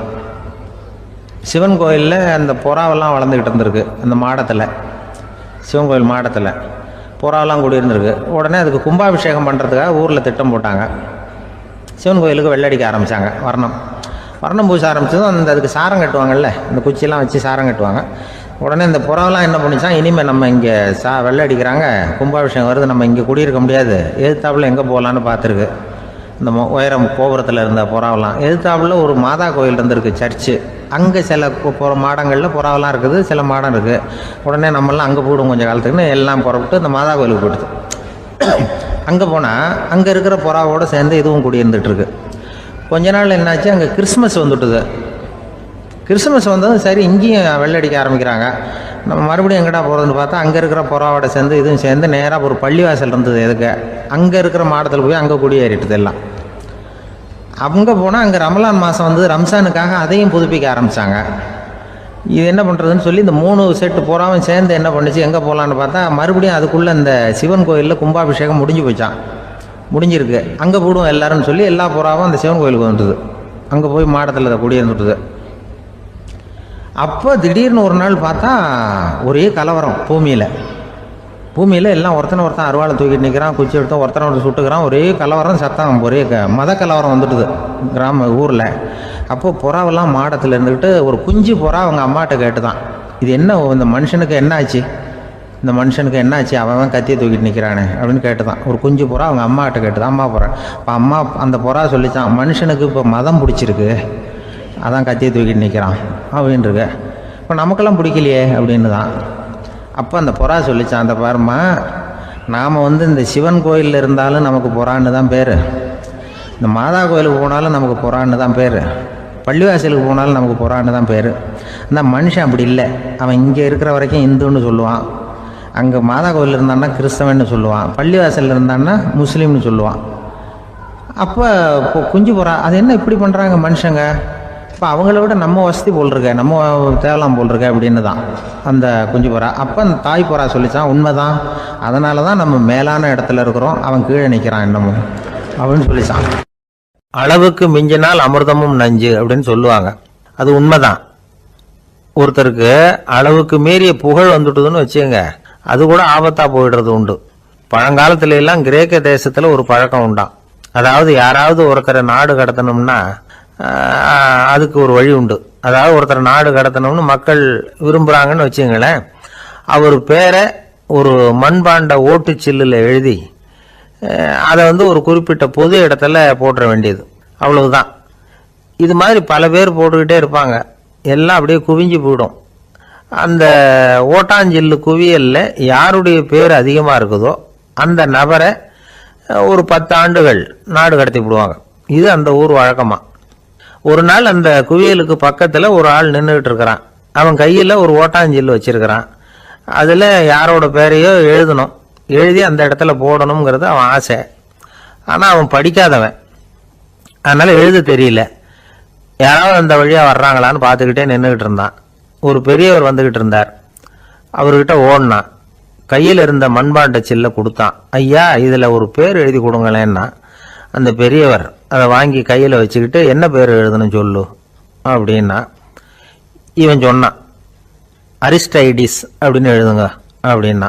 இதை கேட்டதும் அந்த பெரியவருக்கு அதிர்ச்சி. ஏன்னா அவர் தான் அரிஸ்டைடிஸ், தத்துவ மேதை அரிஸ்டைடிஸ் அவர். இருந்தாலும் நான் தான் அதுங்கிறத காட்டிக்காம அந்த ஆளுகிட்ட கேட்டார். அது சரிப்பா, அரிஸ்டைடிஸ்ங்கிற பேரை எழுத சொல்ற, அவர் உனக்கு என்ன கெடுதல் பண்ணார், அவர் பேரை இதில் எழுத சொல்றிய அப்படின்னு கேட்டிருக்கார். அதுக்கு இவன் சொன்னானா, அவர் எனக்கு எந்த கெடுதலும் பண்ணல, அவரை நான் பார்த்தது கூட இல்லை அப்படின்னு இருக்கான். அப்புறம் எதுக்காக அவரை நாடு கடத்தணும்னு நீ ஆசைப்படுற அப்படின்னு கேட்டிருக்கார். இப்போ அந்த ஆள் சொல்கிறான், அரிஸ்டைடஸை பற்றி எல்லாரும் பேசுகிறாங்க, அவர் ரொம்ப நல்லவர், அவர் ஒரு பெரிய அறிவாளிங்கிறாங்க, அவர் ஒரு பெரிய வள்ளல், பேரறிஞர், இப்படி எல்லாரும் சொல்கிறத கேட்டு கேட்டு எனக்கு ரொம்ப அழுத்து போயிட்டுது, அதனால தான் வெறுப்பாயிட்டேன் அப்படின்னு நானும். இதிலேருந்து என்ன தெரியுது, நாம் நல்லவனாக இருக்கிறதுல ஒன்றும் இடைஞ்சல் இல்லை. ஆனால் நம்மளை நல்லவன் நல்லவன் எல்லாரும் சொல்ல ஆரம்பிச்சிட்டாங்கன்னு வச்சுக்கோங்க, அப்போ இடைஞ்சல் ஆரம்பம்னு அர்த்தம். எதுவுமே அளவுக்கு மிஞ்சி போகாமல் பார்த்துக்க வேண்டியது ரொம்ப அவசியம். அளவுக்கு அதிகமாக ஆசைப்படாதவங்களில் ஆப்ரஹாம் லிங்கனும் ஒருத்தரான். அவர் ஒரு தடவை தன்னுடைய நண்பர்கள்கிட்ட பேசிக்கிட்டு இருந்தாராம். ஒருத்தர் கேட்டிருக்கார், ஒரு மனுஷனுக்கு கால்கள் எவ்வளோ உயரம் இருக்கணும் அப்படின்னு கேட்டாராம். இதுக்கு ஆப்ரஹாம் லிங்கன் சொன்னாராம், அது என்ன, இடுப்புலேருந்து தரையை தொடுற அளவுக்கு உயரம் இருந்தால் போதும் அப்படின்னாராம்.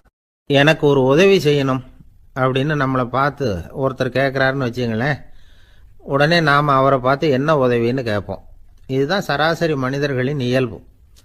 ஆனால் ஒருத்தர் எனக்கு ஒரு உதவி செய்யணும் அப்படின்னு கேட்ட உடனே என்ன உதவின்னு கூட கேட்காம சரி செய்கிறேன் அப்படின்னு ஒத்துக்கிறது இருக்கு பாருங்க, அது கொஞ்சம் அபூர்வம். அந்த காலத்தில் ஒருத்தர் இருந்தார். அவர் எப்படி தெரியுமா, உதவி கேட்குறவங்க நல்லவங்களா கெட்டவங்களா அப்படின்னு கூட பார்க்கல, தனக்கு நன்மையா தீமையா அப்படின்னு கூட பார்க்கல, உதவி செய்கிறேன்னு புறப்பட்டுட்டார். அவர் யார் தெரியுமா, அவர் தான் நல சக்கரவர்த்தி. அவர் மாதிரி நாமும் உதவி கேட்குறவங்களுக்கு உடனே உதவி செய்கிறதுக்கு தயாராக இருக்கணும் அப்படின்னு சொன்னார் ஒரு ஆன்மீக பேச்சாளர். நல சரித்திரத்தை அவர் சொல்லிக்கிட்டு இருந்தார். இந்திரன், அக்னி, வருணன், யமன், இவங்க 4 பேரும் நலனை பார்த்து, எங்களுக்கு நீ உதவி செய்யணும், எங்களுக்காக நீ தூது போகணும் அப்படின்னு கேட்குறாங்க. யாருக்கிட்ட தூது போகணும், என்ன காரியத்துக்காக போகணும் அப்படின்னு கேட்கணும்ல. நலன் அப்படி கேட்கவே இல்லை, உடனே சரின்னு ஒத்துக்கிறான். அதுக்கப்புறம் அவங்க விவரம் சொல்கிறாங்க, என்ன உதவி, யாருக்கிட்ட தூது போகணும் அப்படிங்கிற விவரத்தை சொல்கிறாங்க. நலனுக்கும் அப்புறம்தான் புரியுது, எந்த தமயந்தியை இவன் காதலிச்சானோ, எந்த தமயந்தின் சுயம்பரத்துக்காக இவன் போய்கிட்டு இருக்கிறானோ அந்த தமயந்தியை பார்த்து தங்களுக்காக அவகிட்ட வாதாடணும், பேசணும், தங்களில் ஒருத்தரை கல்யாணம் பண்ணிக்கும்படியாக கேட்கணும் அப்படின்னு அவங்க 4 பேரும் நலன்கிட்ட கேட்குறாங்க. இதை கேட்டதும் நலன் கொஞ்சம் கூட முகம் சுளிக்கலை, பதட்டப்படலை. நேராக தமயந்தி கிட்ட போகிறான். இந்திரன், அக்னி, வருணன், யமன் இவங்களோட சிறப்புகளை எடுத்து சொல்கிறான். இவங்களில் ஒருத்தரை கல்யாணம் பண்ணிக்கலாம் அப்படின்னு சொல்லி கேட்டுக்கிறான். ஆனால் இதுக்கு தமயந்தி சம்மதிக்கலை. சுயம்வரம் நடக்குது, அவன் நலனை தேர்ந்தெடுக்கிறான். அந்த 4 பேரும் நலனுக்கு நிறைய வரங்கள்லாம் கொடுக்குறாங்க. அதுக்கப்புறம் இப்படி போகுது கதை.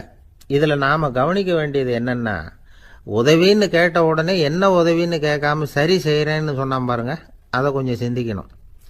செய்கிறேன்னு ஒத்துக்கிட்டதுக்கு அப்புறம் அது என்ன உதவின்னு தெரிஞ்சும் முகம் சுளிக்காமல் அதை செஞ்சான் பாருங்க, அதையும் கொஞ்சம் சிந்திக்கணும். நம்மளும் ஒருத்தன் ஒரு நண்பனை தேடி போனான், எனக்கு ஒரு உதவின்னா சரி சொல்லுன்னா, இப்போ உங்ககிட்ட 2 கார் இருந்தால் என்ன பண்ணுவேன்னா, உடனே அதில் ஒன்று உங்ககிட்ட கொடுத்துருவேன்னா அவன். உங்ககிட்ட 2 பங்களா இருந்தால் என்ன பண்ணுவேன்னா, அதில் ஒன்று உங்ககிட்ட கொடுத்துருவேன்னா. உங்ககிட்ட 2 பேனா இருந்தால் என்ன பண்ணுவேன்னா, அதில் ஒரு பேனாவை உங்ககிட்ட கொடுக்க மாட்டேன்னா அவன். ஏன்டா அப்படி சொல்கிறேன்னா, ஏன்னா இப்போ நிஜமாவே என்கிட்ட 2 பேனா இருக்குது, அதனால் அப்படி சொல்கிறேன் அப்படின்னு அவன். ஒருத்தன் தன்னுடைய நண்பனை வழியில் பார்த்தான். என்னப்பா லெட்டர் போட்டுனே கிடச்சிதா அப்படின்னா. ஓ கிடச்சிதேன்னா அவன். இவன் உடனே ஏன்டா போய் சொல்கிற, நான் உனக்கு லெட்டரே போடலை, சும்மா தான் கேட்டேன், உடனே கிடச்சிட்டுதுங்கிறியே அப்படின்னா. லெட்டர் போட்டேன்னு நீ போய் சொல்கிறப்போ அது கிடைச்சதுன்னு நான் போய் சொல்லக்கூடாதா அப்படின்னு அவன். இப்படிப்பட்டவங்க சில பேர் இருந்தால் கூட இன்னைக்கு கடிதம் மூலமாக தொடர்பு கொள்ளாதவங்க இருக்கவே முடியாது. அந்த அளவுக்கு அது அவசியமான ஒன்றாயிட்டுது. இந்த அஞ்சல் அட்டைகள் எப்படி ஆரம்பமாச்சு தெரியுமா? ஆஸ்திரியா நாட்டில் ஒரு பேராசிரியர் இருந்தார். அவர் பேர் இம்மானுவேல் ஹெர்மன். அவர் ஒரு நாள் ஒரு பத்திரிகையில் கட்டுரை எழுதினாராம். இது நடந்தது 1869. அவர் எழுதின கட்டுரையில் மக்கள் அதிகம் செலவு இல்லாமல் ஒருத்தருக்கு ஒருத்தர் தகவல் பரிமாறிக்கிறது எப்படி அப்படிங்கிறத பற்றி எழுதியிருந்தார். அதுக்கு சில யோசனைகளை அவரே எழுதியிருந்தாராம். எப்படின்னா, அந்த கட்டுரையை எல்லாரும் படித்து பார்த்துருக்குறாங்க, அவர் சொன்ன யோசனைகள் என்னன்னு. அது அரசாங்கத்தின் கவனத்துக்கு அது போச்சான். ஆகா, இது அவர் சொல்கிற யோசனை நல்லா இருக்கும் போல் இருக்கு அப்படின்னு அவங்களே நினச்சிருக்கிறாங்க. அவ்வளவுதான். உடனே அந்த யோசனையை நடைமுறைக்கு கொண்டுகிட்டு வந்தாங்களாம். பேராசிரியர் இம்மானுவேல் ஹெர்மனின் யோசனைப்படி அச்சடித்த அரசு முத்திரையோட அரசாங்கம் அஞ்சல் அட்டைகளை வெளியிட ஆரம்பிச்சுதான். 1869 அக்டோபர் 7ஆம் தேதி இது நடந்திருக்கு. உலகின் முதல் அஞ்சல் அட்டை வெளிவந்த நாள் அது. அப்போதான் அதுக்கு பேர் என்ன தெரியுமா? அதாவது கரஸ்பாண்டிங் கார்டு அப்படின்னு பேராது. அதுக்கப்புறம் என்ன ஆச்சுன்னா, உடனடியாக அமெரிக்காவிலேயே இது மாதிரியான கார்டுகளை வெளியிட ஆரம்பிச்சிட்டாங்க. அங்கே இதுக்கு என்ன பேர் தெரியுமா? Postal card. அதுக்கப்புறம் 1870 இங்கிலாந்துலேயும் இதை வெளியிட்டாங்களாம். அதை வெளியிட்ட முதல் நாள் அன்னைக்கு என்ன நடந்தது தெரியுமா? மக்கள்லாம் ஏதோ நியாய விலை கடையில் நிற்கிறது மாதிரி பெரிய பெரிய கியூ வரிசையில் நின்று இதை வாங்கினாங்களாம். நம்ம நாட்டில் முதல் அஞ்சலகம் 1927 கல்கத்தாவில் ஆரம்பமாயிருக்கு. இன்னைக்கும் அஞ்சலகம் இல்லாத இடமே இல்லை. அந்த அளவுக்கு அஞ்சல் போக்குவரத்து அதிகமாக இருக்குது. அன்னைக்கு உள்நாட்டில் ஒருத்தருக்கு ஒருத்தர் தகவல் பரிமாற்றம் செய்து கொள்ள மலிவான ஒரு அஞ்சல் அட்டையை அரசாங்கம் வெளியிடலாம் அப்படின்னு பேராசிரியர் எழுதின கட்டுரை இன்னைக்கு எந்த அளவுக்கு ஆகியிருக்கு பார்த்தீங்களா? ஒருத்தன் ஒரு தபால் பெட்டிக்கு பக்கத்தில் தலையை வச்சுக்கிட்டு அவன் பாட்டுக்கு நின்றுட்டு இருந்திருக்கான். அங்கே இருந்து இன்னொருத்தன் கேட்டிருக்கான், என்ன ஆச்சுன்னு. கொஞ்ச நேரத்துக்கு முன்னாடி இந்த தபால் பெட்டியில் ஒரு கார்டு எழுதி போட்டேன், விவரமெல்லாம் நல்லா தான் எழுதியிருக்கிறேன், ஆனால் அட்ரஸ் எழுத மறந்துட்டேன் அப்படின்னு உடனே அவன், அதுக்காக கவலைப்படாத, நான் போட்ட கார்டில் அட்ரஸ் எல்லாம் பின்கோடு உள்பட கரெக்டாக எழுதியிருக்கேன், ஆனால் விவரம் எழுத மறந்துட்டேன் நானா. கவலைப்படாத, கொஞ்ச நேரத்தில் தபால்காரர் வருவார், பெட்டியை திறந்ததும் நம்ம லெட்டரை கேட்டு வாங்கிக்கலாம்னா ஒருத்தன். கொஞ்ச நேரத்துக்கு முன்னாடி அவர் வந்தார், கேட்டேன், அதுக்கப்புறம் தான் மனசுக்கு ரொம்ப கஷ்டமாக போச்சு நானா. இவன் ஏண்டான்னு கேட்டிருக்கான் அவன். இது தபால் புட்டு இல்லையா? ஒரு நண்பர் யாருக்கோ ஃபோன் பண்ணிகிட்டு இருந்தார். அவர் பேசி முடித்ததும் நான் அவரை பார்த்து, இப்போ ஃபோன் பண்ணிங்களே, அந்த ஃபோன் நம்பர் என்ன அப்படின்னு கேட்டேன். அவர் தலையை சொரிஞ்சுக்கிட்டார், ஞாபகம் வரலன்னார். சரி சார், அதை விடுங்க, உங்கள் மனைவி பேர் என்ன அப்படின்னு கேட்டேன். மாலதின்னார். என்ன சார் இது வேடிக்கை, கொஞ்ச நேரத்துக்கு முன்னாடி பேசின ஃபோன் நம்பர் மறந்து போச்சு, எப்போவோ கல்யாணம் பண்ணிக்கிட்ட மனைவி பேர் மறக்கலை, அதை கரெக்டாக சொல்லிவிட்டீங்களே அப்படின்னு கேட்டேன். அவர் என்ன ஒரு மாதிரியாக பார்த்தார். அவர் அப்படி என்னை பார்த்ததில் ஒன்றும் தப்பு இல்லை, ஏன்னா நாம் எல்லாருமே அப்படி தானே. ஒரு குறிப்பிட்ட காரியத்துக்காக தொலைபேசியில் ஒருத்தட்ட பேசுகிறோம், அதுக்கப்புறம் அந்த எண் நமக்கு அனாவசியம், அதனால் மறந்துடுறோம். இதுக்கு பேர் தான் தற்காலிக ஞாபகம். ஆனால் மனைவி பேரை மறந்துட முடியுமா? முடியாது. அது அவசியமான ஒன்று. அடிக்கடி அந்த பேரை உபயோகப்படுத்துகிறோம், அதனாலேயும் அது முக்கியங்கிறதுனாலேயும் அதை மறக்கறதில்லை. இதுக்கு பேர் நிரந்தர ஞாபகம். சரி, இந்த தற்காலிக ஞாபகம், நிரந்தர ஞாபகம், இது 2 ஞாபக அளவுகளையும் கட்டுப்படுத்துறது எது அப்படின்னா, மூளைக்குள்ள நடக்கிற மின்சார நடவடிக்கைகள் தான். தற்காலிக ஞாபகம் ஒரு மின்னல் மாதிரி தோன்றி மறையுது. நிரந்தர ஞாபகம் ஒரு படிவம் போல மூளையில் படிஞ்சுடுது. ஒரு சம்பவத்தின் பல பிரதிகள் மூளையில் பல்வேறு பகுதிகளிலேயும் படிகிறதுனால ஒன்று மறைஞ்சாலும் மறந்தாலும் இன்னொன்று மறையறதில்லை. இப்படிப்பட்ட நிலைமையில தான் இந்த தொண்டையில் இருக்கு, வாயில் வரமாட்டேங்குது சார் அப்படிமா. ஒருத்தருக்கு எந்த துறையில் ஆர்வமும் ஈடுபாடும் அதிகமோ அது சம்பந்தமான ஞாபக சக்தி அதிகமாக இருக்கும். தொழிலை விரும்புகிற ஒரு டெலிஃபோன் ஆப்ரேட்டருக்கு எண்கள்லாம் நல்ல ஞாபகம் இருக்கும். அது மாதிரி கவிஞர்களுக்கு வார்த்தைகள் நல்ல ஞாபகத்தில் இருக்கும். இது ஒரு பக்கம் இருந்தாலும் ஒரு மூளை எண்களை விட எழுத்துக்களை விட படங்களை ரொம்ப சுலபமாக ஞாபகத்தில் வச்சுக்குது. புரிஞ்சுக்கிற தன்மை, அனுபவம், புத்தி கூர்மை இது கூடி குறையிறத பொறுத்து ஞாபக சக்தியும் ஏறும் இறங்கும். இப்போ உதாரணத்துக்கு ஒரு பையனுக்கு படித்தது எதுவும் ஞாபகத்தில் இல்லைன்னா அவன் அதை சரியாக புரிஞ்சுக்கலன்னு அர்த்தம்.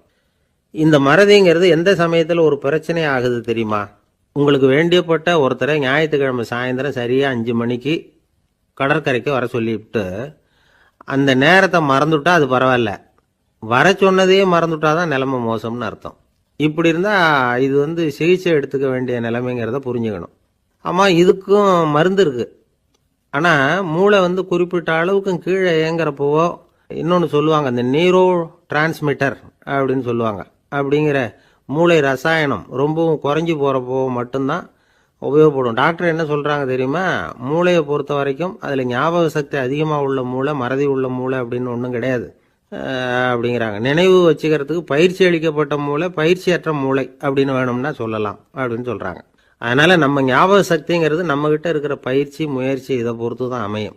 ஒருத்தர் ஒரு பென்சிலை எங்கேயோ வச்சுக்கிட்டு தேடிக்கிட்டு இருந்தார். அப்புறம் என்னமோ தீவிரமாக யோசனை பண்ணி அதை ஞாபகப்படுத்தி பார்த்துக்கிட்டு இருந்தாராம். எதிரில் உட்காந்துருந்தவர் சொன்னார், பென்சிலை தானே தேடிக்கிட்டு இருக்கீங்க, அது உங்கள் வலது காதில் இருக்குது சார் அப்படின்னாராம் அவர். இதுக்கு அவர் சொல்லியிருக்காரு, பென்சிலை வலது காதில் தான் வச்சுருக்கேங்கிறது எனக்கு நல்லா ஞாபகம் இருக்குது, ஆனால் எது வலது காதுங்கிறது தான் மறந்து போச்சு அப்படின்னாராம். அவர் அதை தான் யோசிச்சுட்டு இருந்திருக்கிறார். இன்னைக்கு உலகம் ரொம்ப பரபரப்பாக போய்கிட்டு இருக்குது. பொறுமையாக இருக்கணும்னு நினைக்கிறவங்களால கூட அப்படி இருக்க முடியறதில்ல. பொறுமையை சோதிக்கிறது மாதிரி பல சம்பவங்கள், அதையெல்லாம் சந்திச்சே தீர வேண்டியிருக்குது. எங்கே போனாலும் க்யூவில் நிற்க வேண்டியிருக்குது, எங்கே போனாலும் காத்துக்கிட்டு இருக்க வேண்டியிருக்கு. ஆஃபீஸ்லேயோ வீட்லேயோ கூட நீங்கள் நிதானமாக பொறுமையாக நடந்துக்க தெரியலன்னா உங்களுக்கு சிடுமூஞ்சி, முசுடு இப்படிலாம் பேர் வச்சுருவாங்க. அது உங்களுக்கு தேவையா? சரி, வாழ்க்கையில் பொறுமைசாலின்னு பேர் வாங்கிறதுக்கு என்ன வழி? முதல் பாயிண்ட், நீங்கள் நினைக்கிறது, எதிர்பார்க்கறது, செய்யறது எல்லாமே 100% கரெக்டாக நடக்கணும்னு ஆசைப்படக்கூடாது. எதுவாக இருந்தாலும் அதில் ஓரளவுக்கு தவறு நடக்கலாம் அப்படிங்கிறத எதிர்பார்த்தே இருக்கணும். ஓரளவுக்கு அதை அனுமதிக்கணும். ஒரு நண்பரை 6 மணிக்கு ஒரு இடத்துக்கு வர சொல்லியிருக்கிறீங்க, 6 மணிக்கு அவர் வரலை, உடனே பொறுமை இழந்து நடந்துக்கக்கூடாது. ஒரு 10 நிமிஷம் டிலே ஆகலாம். ஒரு வர்ற வழியில் பஸ்ஸு கூட ஏதாவது டிராஃபிக்கில் மாட்டியிருக்கலாம். அதெல்லாம் எதிர்பார்த்தே கொஞ்சம் காத்திருக்கிறதுல ஒன்றும் தப்பு இல்லை. சில சமயம் டிலே ஆகிறது கூட நல்லதாக முடியும். ஒரு பஸ்ஸை தவற விட்டுட்டு ஐயோ கொஞ்சம் ஒரு 2 நிமிஷம் முன்னாடி வந்திருந்தா பிடிச்சிருக்கலாமே அப்படின்னு தவிச்சிக்கிட்டு இருப்பாங்க சில பேர். அடுத்தபடியாக வர்ற பஸ்ஸு நேரடியாக நீங்கள் போக வேண்டிய இடத்துக்கே கொண்டு போய் விடுற பஸ்ஸாக கூட இருக்கலாம். அது உங்களுக்கு முன்னாடி தெரியாதுல்ல. சில நெருக்கடியான சூழ்நிலைகளை தமாஷா எடுத்துக்கிறதுக்கு பழகிக்கணும். சில இடங்களுக்கு போகிறப்ப காத்திருக்கிறதுக்கு நம்ம மனசை தயார்படுத்திக்கிட்டே போகணும். ஒரு ரயிலுக்கோ பஸ்ஸுக்கோ அல்லது விமானத்துக்கோ கப்பல் பிரயாணத்துக்கோ போகிறப்போ அங்கே போய் நீங்கள் மணிக்கணக்கில் கூட காத்துக்கிட்டு தான் இருக்கணும். புறப்படுற நேரம் கூட மாறலாம். நீங்கள் போய் சேர்ந்ததும் அது உடனே புறப்படணும்னு கட்டாயமாக என்ன? அது மாதிரி சமயத்தில் படிக்கிறதுக்குன்னு சில சுவாரஸ்யமான புத்தகங்களையும் கையில் எடுத்துக்கலாம். உங்களை சுற்றி எவ்வளவோ சுவாரஸ்யமான சம்பவங்கள் நடந்துக்கிட்டு இருக்குதுல்ல, அதையெல்லாம் வேடிக்கை பாருங்கள். எதுக்காக காத்துக்கிட்டு இருக்கிறோமோ அந்த காரியத்தில் உண்மையாகவே நமக்கு ஒரு அக்கறை இருந்தால் நமக்கு போர் அடிக்காது. சில கோயில்களில் பார்த்துருப்பீங்க, தரிசனத்துக்காக பக்தர்கள் நாள் கணக்கில் காத்துக்கிட்டு இருப்பாங்க. அவங்களெலாம் அழுத்துக்கிறது இல்லை. ஆண்டவனை தரிசிக்கணுங்கிற உண்மையான அக்கறை இருக்கிறதுனால அவங்களுக்கு போர் அடிக்கிறது இல்லை. ஆனால் சில சினிமா தியேட்டரில் கூட பார்க்கலாமே, சினிமா கியூ கூட அப்படி தான். சாயந்தரம் 6 மணி ஆட்டத்துக்கு காலம்பரம் 6 மணிக்கே போய் கூட காத்துக்கிட்டு இருப்பாங்க. அவங்களுக்கெல்லாம் போர் அடிக்காது, படம் பார்க்குற ஆர்வம். இன்னொரு முக்கியமான விஷயத்தை நாம் பழக்கப்படுத்திக்கணும். லிவ் ஃபார் தி மூமெண்ட் அப்படிங்கிறாங்க நிபுணர்கள். ரொம்ப பேர் எப்படின்னா அடுத்தபடியாக நடக்க போகிற விஷயத்திலேயே கவனமாக இருப்பாங்க. அந்த நினைப்புலேயே இந்த நிமிஷத்தை பொறுமை இல்லாமல் கழிப்பாங்க. ஒருத்தர் இருக்கார், அவர் எப்படின்னா ஆஃபீஸ் முடியறதுக்குள்ளேயே சார் 5 மணிக்கெல்லாம் ரெடியாக இருங்க, நாம் அந்த ஹோட்டலில் போய் டிஃபன் சாப்பிட்ணும் அப்படின்னு 4 மணிலேருந்து சொல்லிகிட்டு இருப்பார். 4:55 பரபரப்பாக ஓடி வருவார். 2 பேரும் புறப்படுவோம், ஹோட்டலுக்கு போவோம், சாப்பிட்டுக்கிட்டு இருப்போம். அப்படி சாப்பிட்டுட்டு இருக்கிறப்ப சார் சாப்பிட்டு முடித்தது நேராக ஒரு ஜவுளி கடைக்கு போகிறோம் அப்படிம்பார். பரபரக்க சாப்பிட்டு முடிப்பார், புறப்படுவார். ஜவுளி கடையில் அவசரமாக சீக்கிரம் பில் போடுங்க சார், சினிமாவுக்கு நேரம் ஆகிடும்பார். சினிமா தியேட்டரில் உட்காந்து அடுத்தபடியாக எங்கே டின்னர் சாப்பிட்றதுன்னு யோசனை பண்ணிகிட்டு இருப்பார். ராத்திரி படுக்கையில் விழுந்ததுக்கு அப்புறமும் நாளைக்கு காலையில் எழுந்திரிச்சதும் அதை பண்ணணும் இதை பண்ணணும்னு திட்டம் போட்டுக்கிட்டே இருப்பார். அதாவது எப்போவும் அடுத்த நிமிஷம், அடுத்த நாள், அடுத்த வாரம், அடுத்த வருஷம், இதுதான் அவங்க சிந்தனை. இந்த நிமிஷம் என்ஜாய்மெண்ட்டை அவங்க இழந்துடுறாங்களாம். அதனால தான் வாழ்நாள் பூரா பொறுமையின்மை, அவஸ்தை, அல்லல். அதனால் நாம் எல்லாரும் வாழ்க்கையில் நிதானமாக இருக்கிறதுக்கு கற்றுக்கணுமா. அதுக்காக இந்த நிதானத்துக்கு வேறு விதமான அர்த்தம் பண்ணிக்கக்கூடாது. ஒருத்தர் அப்படித்தான் ஒரு தடவை அவருடைய குதிரை காணாமல் போயிட்டு தான். அதுக்காக அவர் கவலைப்படலை, நிம்மதியாக இருந்தார், சந்தோஷமாக இருந்தார். என்ன சார் இது, உங்கள் குதிரை திருட்டு போயிட்டுதுங்கிறீங்க, நீங்கள் கவலைப்படாமல் இருக்கிறீங்களே அப்படின்னு கேட்டாங்களாம். அதுக்கு அவர் சொல்லியிருக்கார், நல்ல வேலை சார், கட்டியிருந்த குதிரை காணாமல் போயிருக்குது.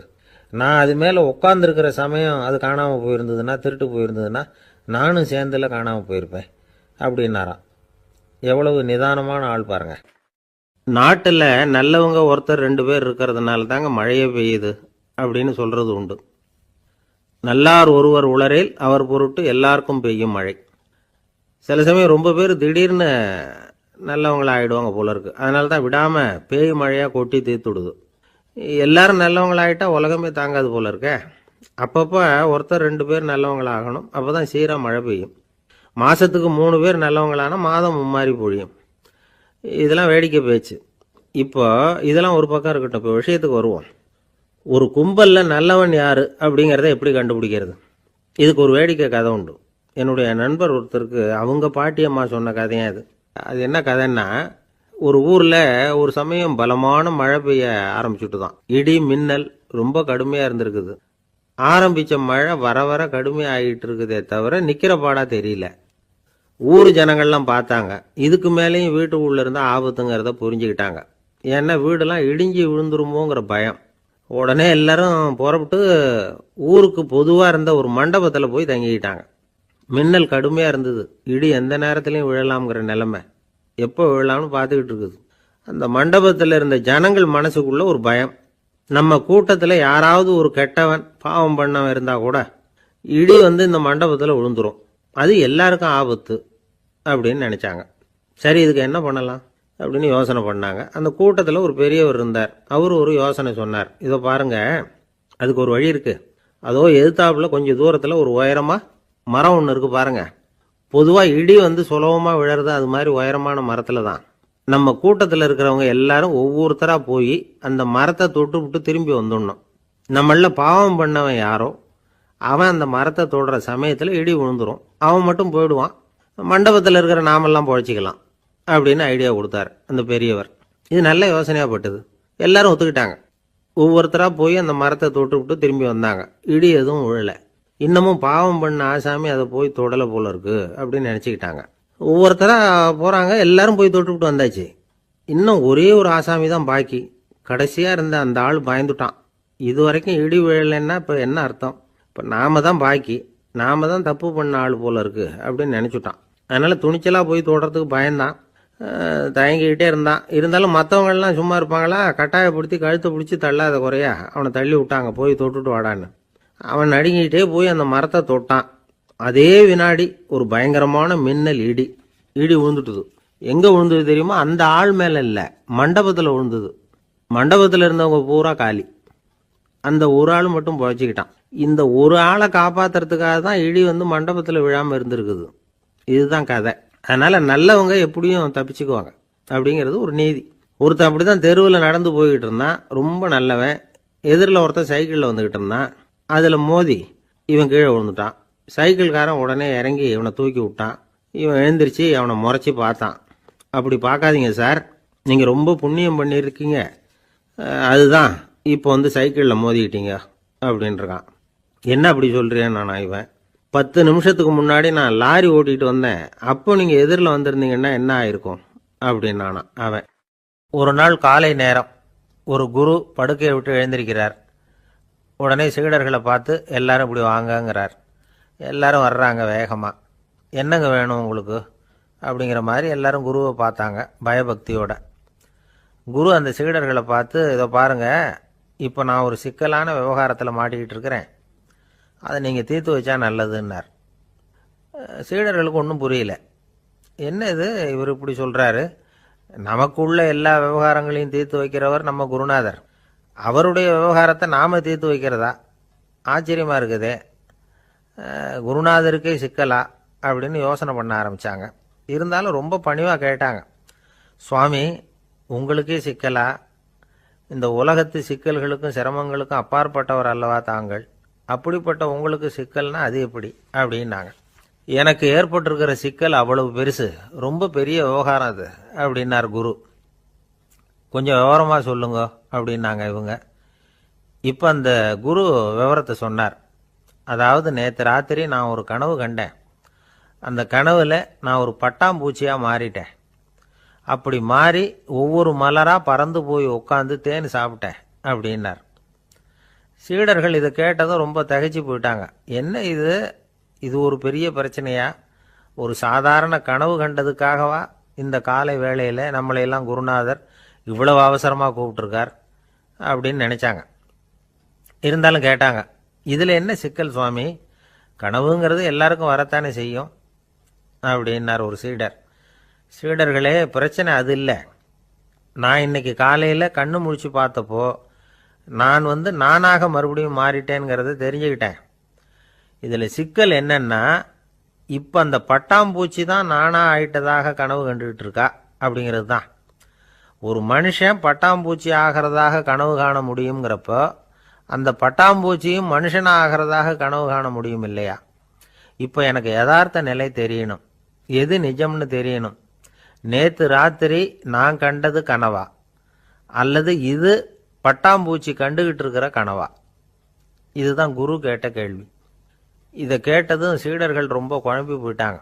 சுவாமி, இதுவரைக்கும் நாங்கள் தூங்குறப்ப பார்க்கறது கனவுன்னும் மூழ்கிட்டு இருக்கிறப்ப பார்க்கறது நனவுன்னு நம்பிக்கிட்டு இருக்கிறோம். இப்போ எங்களை ரொம்ப குழப்பிட்டீங்க, இதுக்கு பதில் சொல்ல எங்களுக்கு சக்தி இல்லை அப்படின்னு சொல்லிவிட்டாங்களாம். அதுக்கப்புறம் அந்த குரு சொன்னாராம், நினைவு தான் முக்கியமான அம்சம். முடிவு கட்டம்னா பகலின் நினைவுகளை விட இரவின் கனவுகளே ரொம்ப உண்மை. ஒருத்தன் தூங்க போனால் தூங்கிக்கிட்டே இருந்தால் அவன் காணும் கனவு பொய்ங்கிறத அவன் உணர மாட்டான். ஒவ்வொரு கனவும் காணும் பொழுது அது ரொம்ப உண்மையாக தான் தெரியுது. ஒரு கனவு கூட உண்மை இல்லைன்னு கனவுல தோன்றுவதே இல்லை அப்படின்னார் குரு. அகில வாழ்வு அத்தனையும் சொற்பனம் கண்டாய் அப்படிங்கிறார் தாயுமானவர். ஆகையினால நம்ம கனவுலேருந்து நாம் என்னைக்கு முழிச்சிக்க போகிறோம் அப்படிங்கிறது தான் ஒரு முக்கியமான கேள்வி. ஒருத்தர் வந்தார், காலில் கட்டோடு வந்தார். என்னங்க காலில் கட்டுன்னு? சார், நேற்று ராத்திரி தூக்கத்தில் எங்கள் வீட்டு கூரையில் ஏணியை சாத்தி வச்சு இறங்கினப்போ வழுக்கி விழுந்து காலை உடச்சிக்கிட்டேன்னார். உங்கள் வீட்டில் தான் ஏணியே கிடையாது சார் அப்படின்னு. உண்மைதான் சார், நான் கீழே விழுந்து முழிச்சுக்கிட்டதுக்கு அப்புறம் தானே ஏணி இல்லைங்கிறது எனக்கு ஞாபகம் வந்தது அப்படின்னார். எனக்கு அதிர்ஷ்டமே இல்லை சார் அப்படின்னார் ஒருத்தர். ஏன் அப்படி சொல்கிறீங்கன்னு கேட்டோம். வியாபாரம் பண்ணலாம்னு ஒரு கடை வச்சேன். வேண்டியப்பட்டவங்க கூட என் கடையில் எதுவும் வாங்க மாட்டேங்கிறான். எல்லாரும் அடுத்த கடைக்கு தான் போகிறான் அப்படின்னு சொல்லி ரொம்ப அழுத்துக்கிட்டார். இதுக்கு போய் அதிர்ஷ்டம் இல்லைன்னு சொல்லாதீங்க. வாடிக்கையாளர்களை கவர்றது எப்படிங்கிறது உங்களுக்கு தெரியல, அதுதான் குறை அப்படின்னும். சார், உங்களுக்கு தெரிஞ்ச அந்த ரகசியத்தை எனக்கும் கொஞ்சம் சொல்லி கொடுங்களேன் அப்படின்னார். சரி, உங்கள் காதை இப்படி கொடுங்க அப்படின்னு சொல்லி அது சம்பந்தமாக பெரிய வல்லுநர்கள் சொல்லியிருக்கிற கருத்துக்களை அவர்கிட்ட சொல்ல ஆரம்பித்தோம். அதாவது இந்த வாடிக்கையாளர்களை கவர்றதுக்கு வல்லுநர்கள் பல ஆலோசனைகளை ஏற்கனவே சொல்லி வச்சிருக்கிறாங்க. அது சம்பந்தமாக அனுபவப்பட்டவங்க, அதை தெரிஞ்சு வச்சுக்கணும். அதாவது கடை வச்சிருக்கிறவங்க எல்லாரும் இதை கொஞ்சம் காதில் வாங்கி வச்சுக்கணும். எதை இப்போ சொல்ல போகிறத. எப்பவும் பணத்தை சம்பாதிக்கிறதுலையே குறியாக இருக்கக்கூடாதான். அதை விட முக்கியமாக நீங்கள் சம்பாதிக்க வேண்டியது வாடிக்கையாளர்களுடைய மன நிறைவு. வர்றவங்க திருப்தியோடு போகணும், அது முக்கியம். அதில் கவனமாக இருக்கணும். கடைக்கு வர்ற ஒருத்தர் ஏதாவது ஒரு குறை சொல்கிறாருன்னு வச்சுங்க, அதை அலட்சியப்படுத்தக்கூடாது. ரொம்ப அக்கறையோடு அதை காது கொடுத்து கேட்கணும். அப்படியா சார், அதை நான் அவசியம் கவனிக்கிறேன் அப்படின்னு சொல்லணும். ஒருத்தர் வரார், சார் நேற்றுக்கு உங்கள் கடையில் இதை நான் வாங்கிட்டு போனேன், வீட்டில் இது வேணான்னு சொல்லிவிட்டாங்க, திருப்பி கொடுக்கறதுக்காக தான் வந்திருக்கிறேன் அப்படின்னு சொல்லி திருப்பி கொடுக்குறார். உடனே நீங்கள் முகம் சுளிக்கக்கூடாது, எரிச்சல் படக்கூடாது. வழக்கம் போல் நிதானமாக முகம் அலர்ச்சியோடு அதை திருப்பி வாங்கிக்கணும். இவ்வளவு ரூபாய்க்கு சாமான் வாங்கினா இந்த ஸ்பூன் அன்பளிப்பு, இப்படி ஏதாவது கொடுக்கலாம். பண்டிகை காலங்கள்லேயும் பொருள்கள் வாங்குறவங்களுக்கு இப்படி ஏதாவது பொருத்தமாக ஒரு அன்பளிப்பு கொடுக்கலாம். நீங்கள் கொடுக்கறது ஒரு சர்வசாதாரணமான பொருளாக இருந்தால் கூட அது வாங்குற ஒரு மனசில் ஒரு மகிழ்ச்சியை ஏற்படுத்தும். எதுவும் உங்களால் கொடுக்க முடியலன்னா உங்கள் முகம் நிறைஞ்ச சிரிப்பையாவது கொடுங்க, அது போதும். உங்கள் கடையில் இல்லாத ஒரு பொருளை வாடிக்கையாளர் வந்து கேட்குறார், உடனே இல்லைன்னு முகத்தில் அடித்தது மாதிரி சொல்லிடக்கூடாது. கொஞ்சம் உட்காருங்க சார் அப்படின்னு சொல்லி உங்கள் பணியாளர் யாரையாவது அனுப்பி வெளியிலேருந்து வாங்கிட்டு வர சொல்லி அவர்கிட்ட கொடுக்கலாம். சில பேர் உங்கள் கடைக்கு வரும்பொழுது அவங்க வீட்டு குழந்தைகளையும் கூப்பிட்டுக்கிட்டு வர்றாங்கன்னு வைங்க. நீங்கள் என்ன செய்யணும்னா அந்த குழந்தைகளை முதல்ல கவனிக்கணும். அது கண்ணத்தை கிள்ளணும், அதுக்கிட்ட விளையாடணும், அதுக்கு ஏதாவது மிட்டாய் பிஸ்கட் எதையாவது கொடுத்து அது கவனத்தை கவரணும். அதுக்கப்புறம் பெரியவங்களை கவனிக்கலாம். உங்கள் கடையில் வேலை செய்கிற பணியாளர்கள் சுத்தமாக இருக்கணும், சிரித்த முகம், சுறுசுறுப்பு, இது ரெண்டும் அவங்களுக்கு தேவை. அழுது வடிஞ்சிக்கிட்டு இருக்கக்கூடாது. அப்புறம் இன்னொரு விஷயம், அதிகமாக பொருள் வாங்குற ஒருத்தர்கிட்ட அதிக மரியாதையாகவும் குறைச்சலாக பொருள் வாங்குறவர்கிட்ட வேற விதமாகவும் நடந்துக்கக்கூடாது. எல்லாருக்கிட்டையும் சமமாக நடந்துக்கணும். 5 ரூபாய்க்கு வாங்கினாலும் சரி, 500 ரூபாய்க்கு வாங்கினாலும் சரி, அவங்கக்கிட்ட நீங்கள் காட்டுற மரியாதையில் வித்தியாசம் இருக்கக்கூடாது. எல்லாத்துக்கும் மேலே உங்கள் கடையில் ஒரு பொருள் வாங்கினா அது உண்மையானதாக இருக்கும், தரமுள்ளதாக இருக்கும் அப்படிங்கிற நினைப்பு ஜனங்களுக்கு வரணும். அதனால் தரமான பொருளையே நீங்கள் உங்கள் கடையில் வச்சுருக்கணும். இது வரைக்கும் நான் சொன்னதையெல்லாம் கவனத்தில் வச்சுக்கிட்டு நீங்கள் கடையை ஆரம்பிச்சிங்கன்னா வியாபாரம் பிச்சுக்கிட்டு போகும். அப்படி போகலன்னா அதுக்கப்புறம் கேளுங்க. ஏன்னா இந்த யோசனைகள்லாம் அனுபவப்பட்டவங்க சொல்லியிருக்கிற யோசனைகள். இந்த யோசனைகளில் நீங்கள் எச்சரிக்கையாக இருக்க வேண்டிய ஒரு விஷயம் உண்டு. அது என்னங்கிறதையும் தெரிஞ்சு வச்சுக்கிறது நல்லது. என்னுடைய நண்பர் ஒருத்தர் வந்தார். சார், உங்கள் யோசனையை கேட்டதுனால நான் ஒரு அறை வாங்கினது தான் மிச்சம்னார். என்ன ஆச்சுன்னு கேட்டேன். எங்கள் கடைக்கு ஒரு பெரிய அம்மா குழந்தைய தூக்கிட்டு வந்தாங்க சார். உங்கள் யோசனைப்படி அந்த குழந்தையோட கண்ணத்தை கிள்ளணும்னு முயற்சி பண்ணினேன். திடீர்னு அந்த நேரம் பார்த்து அந்த குழந்தை தலையை குனிஞ்சிக்கிட்டுது. என் கை குழந்தையோட கண்ணத்துக்கு பதிலாக அது தூக்கிட்டு வந்தவங்க கண்ணத்தை கிள்ளி விட்டுது. அதுதான் இப்படி ஆயிட்டுது அப்படின்னார் கண்ணத்தை தடவிக்கிட்டே. ஒரு நண்பர் சினிமா படம் தயாரிக்கிறவர், அவர்கிட்ட ஒரு நாள் பேசிக்கிட்டு இருந்தேன். அது எப்படி சார், நீங்கள் எடுக்கிற எந்த படமும் கையை கடிக்காத அளவுக்கு எடுத்துடுறீங்களே, அது எப்படின்னு கேட்டேன். அது ஒன்றும் பெரிய விஷயம் இல்லை சார். பெண்களுக்குன்னு சில உருக்கமான காட்சிகள், இளைஞர்களுக்குன்னு சில நடனங்கள், அடிதடி காட்சிகள், அப்புறம் வயசானவங்களுக்குன்னு சில ஆன்மீக காட்சிகள், சின்ன பிள்ளைங்களுக்கு சிரிப்பு, இப்படி எல்லாமும் சேர்த்து நான் படம் எடுக்கிறேன். மசாலா படம்னு பேர். இது ரொம்ப பெருசாக இல்லைன்னாலும் ஓரளவுக்கு சுமாராக ஓடிடும், கையை கடிக்காது அப்படின்னார். இது ஒரு உத்தி. சில பத்திரிகை ஆசிரியர்களும் இந்த உத்தியை கையாளுறது உண்டு. இந்த உத்திக்கு பார்னம் உத்தி அப்படின்னு பேர். பார்னம் எஃபெக்ட் அப்படின்னு சொல்லுவாங்க. அதாவது ஃபீனியஸ் டி பார்னம் அப்படின்னு ஒருத்தர் அமெரிக்காவில் இருந்தாராம். அதாவது 19ஆம் நூற்றாண்டில் அமெரிக்காவில் கொடிகட்டி பறந்த ஒரு சர்க்கஸ் நிறுவனத்தின் அதிபர் அவர். இந்த உலகத்தில் ஒவ்வொரு நிமிஷமும் ஒரு ஏமாளி பறந்துக்கிட்டே இருக்கிறான் அப்படிங்கிறது அவருடைய சித்தாந்தம். ஒவ்வொருத்தரையும் திருப்திப்படுத்துகிற அளவுக்கு அம்சங்களை கொஞ்சம் கொஞ்சமாக கலந்து கேளிக்கை நிகழ்ச்சிகளை நடத்தினது தான் அவருடைய மகத்தான வெற்றிக்கு காரணம். அதனால் அந்த உத்தியை யார் கடைப்பிடிச்சாலும் சரி, அதுக்கு பார்னம் உத்தி அப்படின்னு பேர் வந்துட்டுது. ஜோசியம் சொல்கிறவங்களுக்கும் இந்த உத்தி தான் கை கொடுக்குது. ஒரு விஷயத்த ஒருத்தருடைய கோள் நிலைகள் அல்லது கையெழுத்து நிரூபிக்கிறதாக அவர்கிட்ட சொன்னால் அதை அவர் நம்பிவிடுவார். ஆனால் அந்த விஷயம் நல்லதாக இருக்கணும், நேர்மையானதாக இருக்கணும், அதாவது பாசிட்டிவாக இருக்கணும். 8ஆம் இடத்துல குரு, 9ஆம் இடத்துல சனி, நீங்கள் ஒரு பெரிய மேதை தான் அப்படின்னு சொல்லுவாங்க. கேட்குறவங்களுக்கு அதை மறுக்கிறதுக்கு மனசு வராது. அப்படி சொல்லும் பொழுது கூடவே என்ன கொஞ்சம் முன்கோபம் அதிகமாக இருக்கும், இருந்தாலும் அது உடனே மறைஞ்சிரும் அப்படின்னு சில அற்ப விஷயங்களையும் சொன்னாலும் அதையும் சரிதான்னு சொல்லி ஒத்துக்குவாங்க. ஆளுமையை எடை போடுகிற ஒரு நிறுவப்பட்ட உத்தியின் மூலமாக தன்னுடைய குணாதிசயங்கள் கண்டுபிடிக்கப்பட்டதாக அவர் நம்புறது தான் இதுக்கு காரணம். இந்த மாதம் பணத்தட்டுப்பாடு கொஞ்சம் இருக்கும், உடம்புல ஏதாவது கொஞ்சம் அசௌகரியம் இருக்கும், வீட்டுக்குள்ளே லேசாக மனஸ்தாபம் வரலாம், இது மாதிரி பொதுப்படையாக சிலதை சொன்னாலே போதும், மக்களை நம்ப வச்சுடலாம். இதெல்லாம் நமக்கு மட்டும்தான் ஏற்படுது அப்படின்னு சொல்லி அவங்க நினைக்கிறது தான் காரணம். இதுதான் பார்னம் உத்திங்கிறது.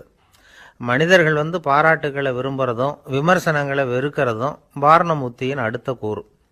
அதனால் ஒருத்தருக்கு ஜோசியம் சொன்னாலும் சரி, அவருடைய ஆளுமையை மதிப்பிடுறதாக இருந்தாலும் சரி, அவரை புகழற மாதிரி இருந்தாலும் சரி, அப்படி இருந்தால் தான் அது சரியாக இருக்கும்.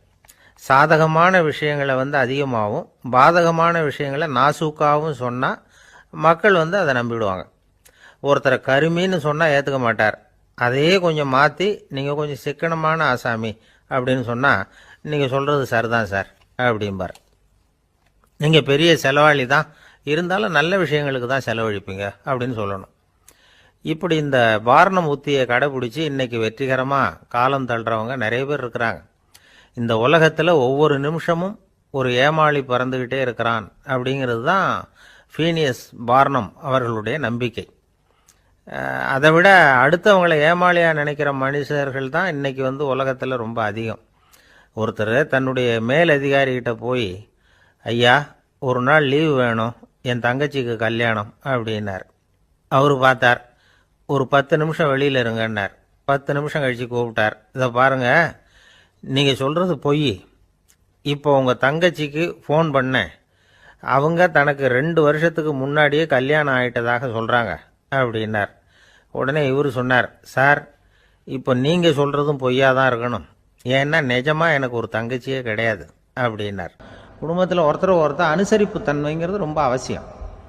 கணவன் மனைவின்னா அனுசரித்து போகணும்னு சொல்லுவாங்க. அதாவது ஒரு கணவன் அதுக்காக தான் அந்த காலத்துலலாம் ஒரு வீட்டுக்கு மாப்பிள்ளை தேடுறதுங்கிறது ஒரு பெரிய குடும்பத்தை நிர்வகிக்கிற அளவுக்கு ஒரு கணவனாக வரக்கூடிய எப்படி இருக்கணும் அப்படின்னா, அந்த காலத்தில் புலி வேட்டைக்கு போகணும்.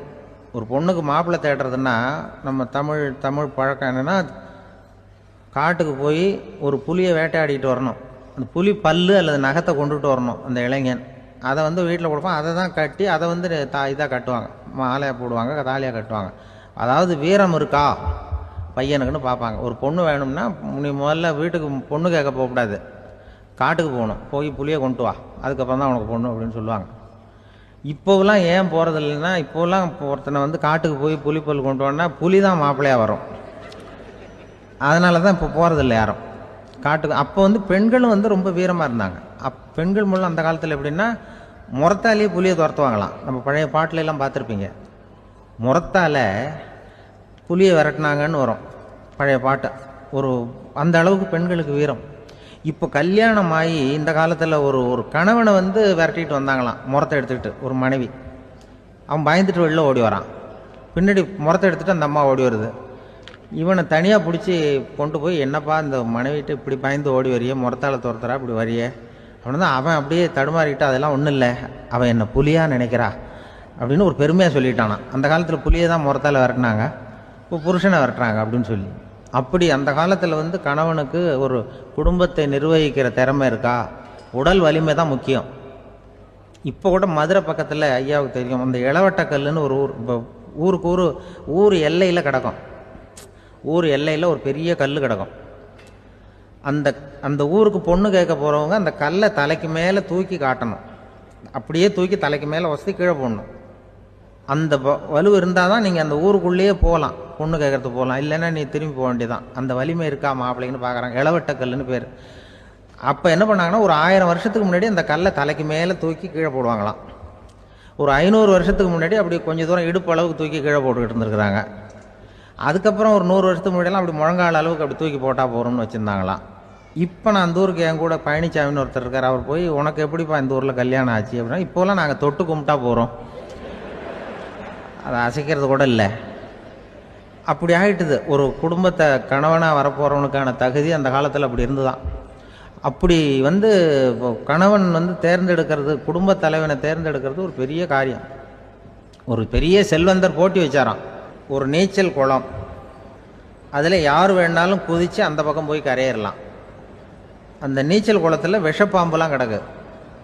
யார் துணிஞ்சி அந்த விஷப்பாம்பு இருக்கிற குளத்தில் குதித்து அந்த பக்கம் போய் கரையேறானோ அவனுக்கு ஒரு 100 ஏக்கர் நிலம் கொடுப்பேன், அது வேண்டான்னா ஒரு 1000 ஆடு கொடுப்பேன், அதுவும் வேண்டான்னா என் பொண்ணை கொடுப்பேன் அப்படின்னு போட்டி வச்சார்.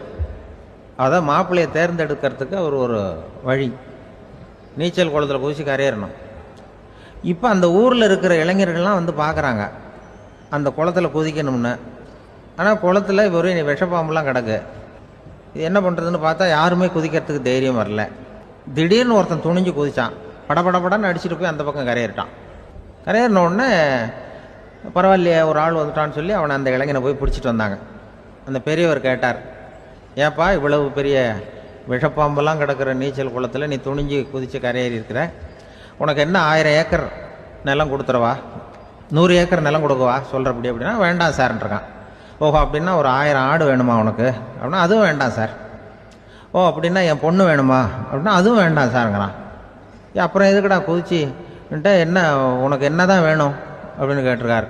என்னை எவன் பிடிச்சி தள்ளி விட்டவன்னு தெரியணும் அப்படின்ட்டுருக்கான். அதுக்காக அவன் பார்த்துருக்கான். அப்படி இருந்தால் தான் துணிச்சல் வரும் இந்த காலத்தில். கப்பல் கடலில் போய்கிட்டு இருக்கு. புயல், சூறாவளி, அலையெல்லாம் பெருசாக ரொம்ப உயரமாக உண்டாகுது. கடுமையான காற்றிலேயும் வேகமான அலைகள்லேயும் சிக்கி அந்த கப்பல் தடுமாறுது. திசை மாறி போச்சு. எந்த பக்கம் போயிட்டு இருக்கிறோம்னே தெரியல. அந்த கப்பலை செலுத்திக்கிட்டு இருந்த மாலுமி ரொம்ப சாமர்த்தியமாக செயல்பட்டார். தன்னுடைய அறிவாற்றலையும் திறமையையும் முழுமையாக பயன்படுத்தினார். அந்த கப்பலை கட்டுப்படுத்தினார். மெதுவாக அந்த சூறாவளியிலிருந்து கப்பலை காப்பாற்றி கரைக்கு கொண்டுட்டு வந்து சேர்த்துட்டார். மாலுமின்னு ஒருத்தர் இருந்ததுனால அந்த மரக்கலம் காப்பாற்றப்பட்டது. மாலுமின்னு ஒருத்தர் இல்லைன்னு வச்சுக்கோங்க, அந்த கப்பலோட கதி என்னவா இருக்கும் யோசிச்சு பாருங்க. ஒரு கோபக்காரனுடைய நிலைமையும் அப்படித்தானா. கோபக்காரன்கிறவன் ஒரு மாலுமி இல்லாத மரக்கலம் அப்படிங்கிறார் நபிகள் நாயகம். கொந்தளிக்கிற கடல்ல கொடுமையான அலைகளின் உச்சியில அல்லல் படுகிற மரக்கலத்தை விட மோசமானது கோபக்காரனின் நிலைமை அப்படிங்கிறது அவருடைய கருத்து. அது மாதிரி இதுன்னு சொல்லல, அதை விட மோசம் இது அப்படிங்கிறார். ஏன் தெரியுமா? ஒரு கப்பல் கடல்ல தடுமாறினா அதை சரிப்படுத்த மாலுமி இருக்கிறார். அவர் தன்னுடைய சாமர்த்தியத்தினால அதை கட்டுப்படுத்தி சரியான வழிக்கு கொண்டுட்டு வந்துருவார். ஆனா கோபக்காரனுடைய நிலைமை அப்படி இல்லை அப்படிங்கிறார் நபிகள் நாயகம். மனித மனம் ஒரு மரக்கலம், அறிவு அதில் இருக்கிற மாலுமி. மாலுமி மரக்கலத்தை செலுத்துறான், அவனுக்கு கட்டுப்பட்டு அது ஓடுது. ஆனா கோபக்காரன்கிற மனுஷங்கிட்ட அறிவுங்கிற மாலுமி சரியா வேலை செய்ய மாட்டான். ஏன்னா கோபம் அந்த மாலுமியின் கண்களை அவிச்சிரும், காதுகளை கேட்காம பண்ணிவிடும். கண்ணையும் காதையும் மூடிவிட்டு கப்பலை ஓட்டுனா எப்படி ஓட்டுறது? அதனால கோபக்காரன் மாலுமி இல்லாத மரக்கலம். இடி மின்னல்ல மாட்டிக்கிட்டு கஷ்டப்படுற கப்பல் மாதிரி கஷ்டப்படுறான். பெரியவங்கள்லாம் என்ன சொல்றாங்க? உனக்கு கெடுதல் பண்ணவனுக்கும் நீ நன்மையை செய், எவருடைய விருப்பு வெறுப்பையும் பொருட்படுத்தாதே. பரம எதிரிக்கும் நீ நன்மை செய்ய ஆரம்பிச்சா உன்னுடைய தூய நிலையை பார்த்துட்டு அவனும் உனக்கு நெருக்கமான நண்பனா ஆயிடுவான். இதுதான் பெரியவங்க நமக்கு சொல்லி இருக்கிறது. புனித குர்ஆன் சொல்றது என்ன? தீமையை நன்மையை கொண்டே நீர் தடுத்து கொள்ளும் அப்படின்னு சொல்லப்பட்டிருக்கு. அதுல இன்னா செய்தாரை ஒருத்தல் அவர் நாண நன்னயம் செய்து விடல் அப்படிங்கிறார் திருவள்ளுவர். செல்வந்தர் ஒருத்தர்கிட்ட ஒரு சிறுவன் ஆடு மேய்ச்சிக்கிட்டு இருந்தானா. பெரியவர் அவனை கூப்பிட்டு, நீ நேரா போய் ஒரு ஆட்டுல உள்ள ரொம்ப நல்ல பகுதி எதுவோ அதை எடுத்துக்கிட்டு வா அப்படின்னாராம். இவன் போனான். ஒரு ஆட்டு உடம்புல இருந்த நாக்கு, இருதயம், இது ரெண்டையும் எடுத்துக்கிட்டு கொடுத்தானா. பெரியவர் வாங்கி பார்த்தார். அதுக்கப்புறம் இப்ப நீ போய் இன்னொரு ஆட்டுல இருக்கிற ரொம்ப கெட்ட பகுதி எதுவோ அதை எடுத்துட்டு வா அப்படின்னாராம். இவன் போய் எடுத்துட்டு வந்தான். அவன் கையில் இருந்தது மறுபடியும் அதே மாதிரி நாக்கு, இருதயம், இது ரெண்டும் தான். என்னது இப்பவும் அதையே கொண்டுட்டு வந்திருக்கிற அப்படின்னாராம் பெரியவர். இவன் சொன்னானா, ஒரு உடம்புல உள்ள ரொம்ப நல்ல பொருளும் இதுதான், ரொம்ப கெட்ட பொருளும் இதுதான் அப்படின்னானா. இளம் வயசுல இப்படி பதில் சொன்னவர் தான் பேரறிஞர் லுக்மானுல் ஹக்கீம் அவர்கள். கோபப்படாம இருந்தா இது ரெண்டும் நல்லா வேலை செய்யும், கோபப்பட்டா இது ரெண்டும் மோசமா வேலை செய்யும். அதை புரிஞ்சுக்கிறதுக்காகத்தான் இன்னைக்கு இந்த தகவல். கோபம் வந்துட்டா நாம என்ன செய்யறோங்கிறது நமக்கே தெரியாது. ஒருத்தர் டாக்டர் கிட்ட போனார் அவசரமா. டாக்டர், எனக்கு இப்ப கடுமையான கோப வெறி, எனக்கு கண்ணு மண்ணு ஒன்றும் புரியல, உடனடியாக அதை கட்டுப்படுத்தணும், உடனே இதுக்கு ஏதாவது ஒரு மாத்திரை கொடுங்க ப்ளீஸ் அப்படின்னார். அந்த டாக்டரும் உடனே ஒரு மாத்திரையை கொடுத்து, இதை உடனே போடுங்க, நான் தண்ணி கொண்டுட்டு வரேன்னு உள்ள போனார். தண்ணியோடு திரும்பி வந்தார். இவரு சொன்னார், டாக்டர், நீங்க கொடுத்த மாத்திரை ரொம்ப பெருசா இருந்தது, இருந்தாலும் கஷ்டப்பட்டு முழுங்கிட்டேன்னார். டாக்டர் சந்தேகத்தோட மேசையை பார்க்கிறார். பார்த்தா மாத்திரை அங்கேயே இருக்குது, பேப்பர் வெயிட்ட காணல. ஒரு நாள் ஒரு 10-15 பள்ளிக்கூடத்து பிள்ளைங்க தேடிட்டு வந்தாங்க. உங்களை பார்த்துட்டு தான் போகணும், அதுக்காக தான் வந்திருக்கோம்னாங்க. என்ன விஷயம்னு கேட்டோம். நாங்கள்லாம் கூடி ஒரு முடிவு பண்ணியிருக்கிறோம், அதை உங்ககிட்ட சொல்லணும் அப்படின்னாங்க. அதுவும் ஒரு வாண்டு பையன் அதை சொன்னான். என்ன முடிவு அது அப்படின்னு கேட்டோம் ரொம்ப ஆர்வமாக. அதை இப்போ சொல்ல மாட்டோம், எங்களுக்கு பிடிக்கிற மாதிரி ஏதாவது ஒரு தகவல் சொன்னால் அதுக்கப்புறம் நாங்கள் அதை சொல்கிறோம் அப்படின்னா அந்த வாண்டு பையன். சரி, சின்ன பையன்கிட்ட இன்றைக்கி வசமாக மாட்டிக்கிட்டோம் அப்படின்னு நினச்சிக்கிட்டு அவங்களுக்கு தகுந்த மாதிரி ஒரு கதை சொல்ல ஆரம்பித்தோம். அது என்ன கதைன்னா, ஒரு பெரிய காடு, அதில் பலவிதமான மிருகங்கள். அந்த காட்டுக்கு ஒரு சிங்கம் தான் ராஜா. எப்பவும் காட்டுக்கு அது தானே ராஜா. ஒரு பெரிய யானைக்கு இது பொறுக்கலை. என்ன இது, எப்போ பார்த்தாலும் இங்கே சிங்கத்துக்கே ராஜா பதவி கிடைக்குது, நான்லாம் எவ்வளவு பலசாலியாக இருக்கிறேன், அப்படி இருந்தும் எனக்கு அந்த பதவி கிடைக்கலையே அப்படின்னு தனக்குள்ளே பொறுமிக்கிட்டே இருந்தது. ராஜா பதவியை நினச்சி ரொம்ப ஏக்கம், அதுக்கு பதவி மோகம். இந்த சமயம் பார்த்து ஒரு குள்ள நரி கூட்டம் அதை தேடிட்டு வந்தது. ஐயா பெரியவங்களே, நீங்கள் இந்த காட்டுக்கு ராஜாவாக இருக்க ஆசைப்படுறீங்க, அதில் ஒன்றும் தப்பு இல்லை.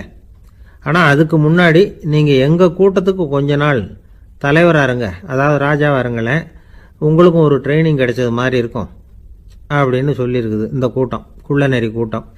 இதை கேட்ட உடனே யானைக்கு ரொம்ப சந்தோஷம் தாங்கலை. அதுதான் எப்போன்னு பதவிக்காக காத்துக்கிட்டு இருக்குதே.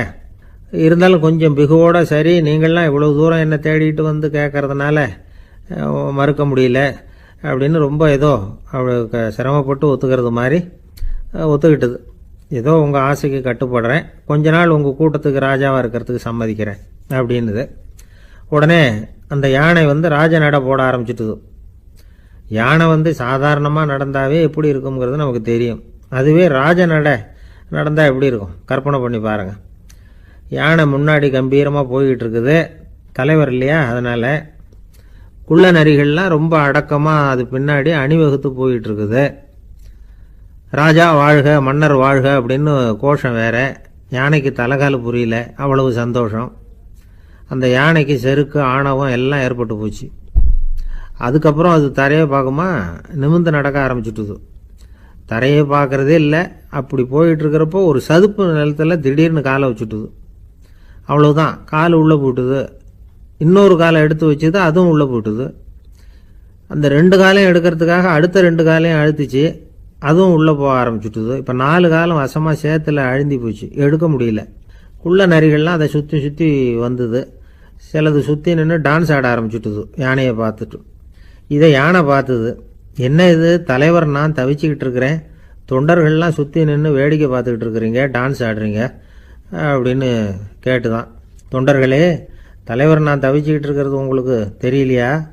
இப்போ உடனே உங்கள் தலைவரை காப்பாற்ற வேண்டியது உங்கள் கடமை இல்லையா அப்படின்னு கத்துச்சான் அந்த யானை.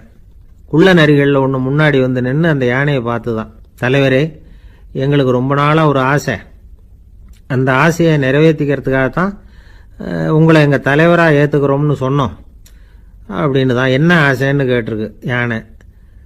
யானை கறி சாப்பிட்டு பார்க்கணுங்கிறது எங்களுக்கு ரொம்ப நாளாக ஆசை, அது இன்றைக்கி தான் நிறைவேற போகுது அப்படின்னு தான் அந்த நரி. இதை கேட்ட உடனே அந்த யானை அப்படியே மூர்ச்சி ஆகிட்டு தான். நரிகள்லாம் அது மேலே ஏறி குதற ஆரம்பிச்சுட்டு தான். பதவி மேலே இருந்த பேராசை அந்த பலசாலியான யானையையே மாட்டி விட்டுட்டுது பார்த்தீங்களா அப்படின்னு சொல்லி முடித்தோம் இந்த கதையை அந்த சின்ன பிள்ளைங்கக்கிட்ட. சரிங்க, இப்போ நாங்கள் உங்களை தேடி வந்த விஷயம் என்னங்கிறத சொல்லவா அப்படின்னா ஒரு வாண்டு பையன். சீக்கிரம் சொல்லு தம்பி, சஸ்பென்ஸ் தாங்கலை அப்படின்னோம். அவன் மெதுவாக எங்களை பார்த்து சொல்கிறான், எங்களுக்கு கொஞ்ச நாள் நீங்கள் தலைவராக இருந்தால் தேவலை அப்படின்னா. என் கூட வேலை பார்க்குறப்போ ஒரு அம்மா இருந்தாங்க.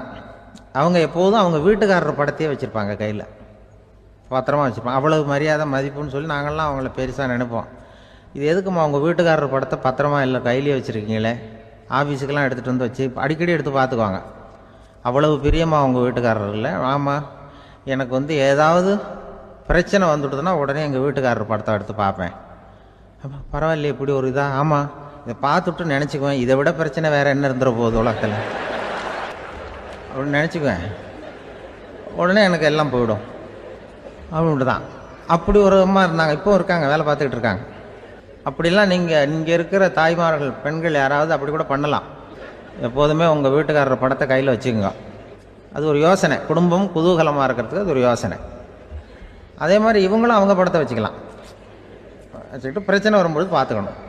இதை விட நமக்கு என்ன வந்துட போகுது பெருசா அப்படி தான் இருக்கணும். குடும்பம் வந்து நல்லபடியாக இருக்கணும்னா அதுக்கு இப்போ சொல்லுவாங்க, கடவுளே வந்து ஒரு வீட்டு கணவன் வீட்டு தலைவர் கனவுல வந்தாராம். கடவுள் வந்து இது மாதிரி உன்னை விட்டுட்டு உங்கள் குடும்பத்தை உன்னையெல்லாம் விட்டுட்டு போக போகிறேன்னா, அதனால் ஏதாவது வர வேணும்னா கேட்டு போய் வாங்கிக்கோ அப்படின்னு கடவுள் சொன்னாராம் அந்த குடும்ப தலைவர்கிட்ட.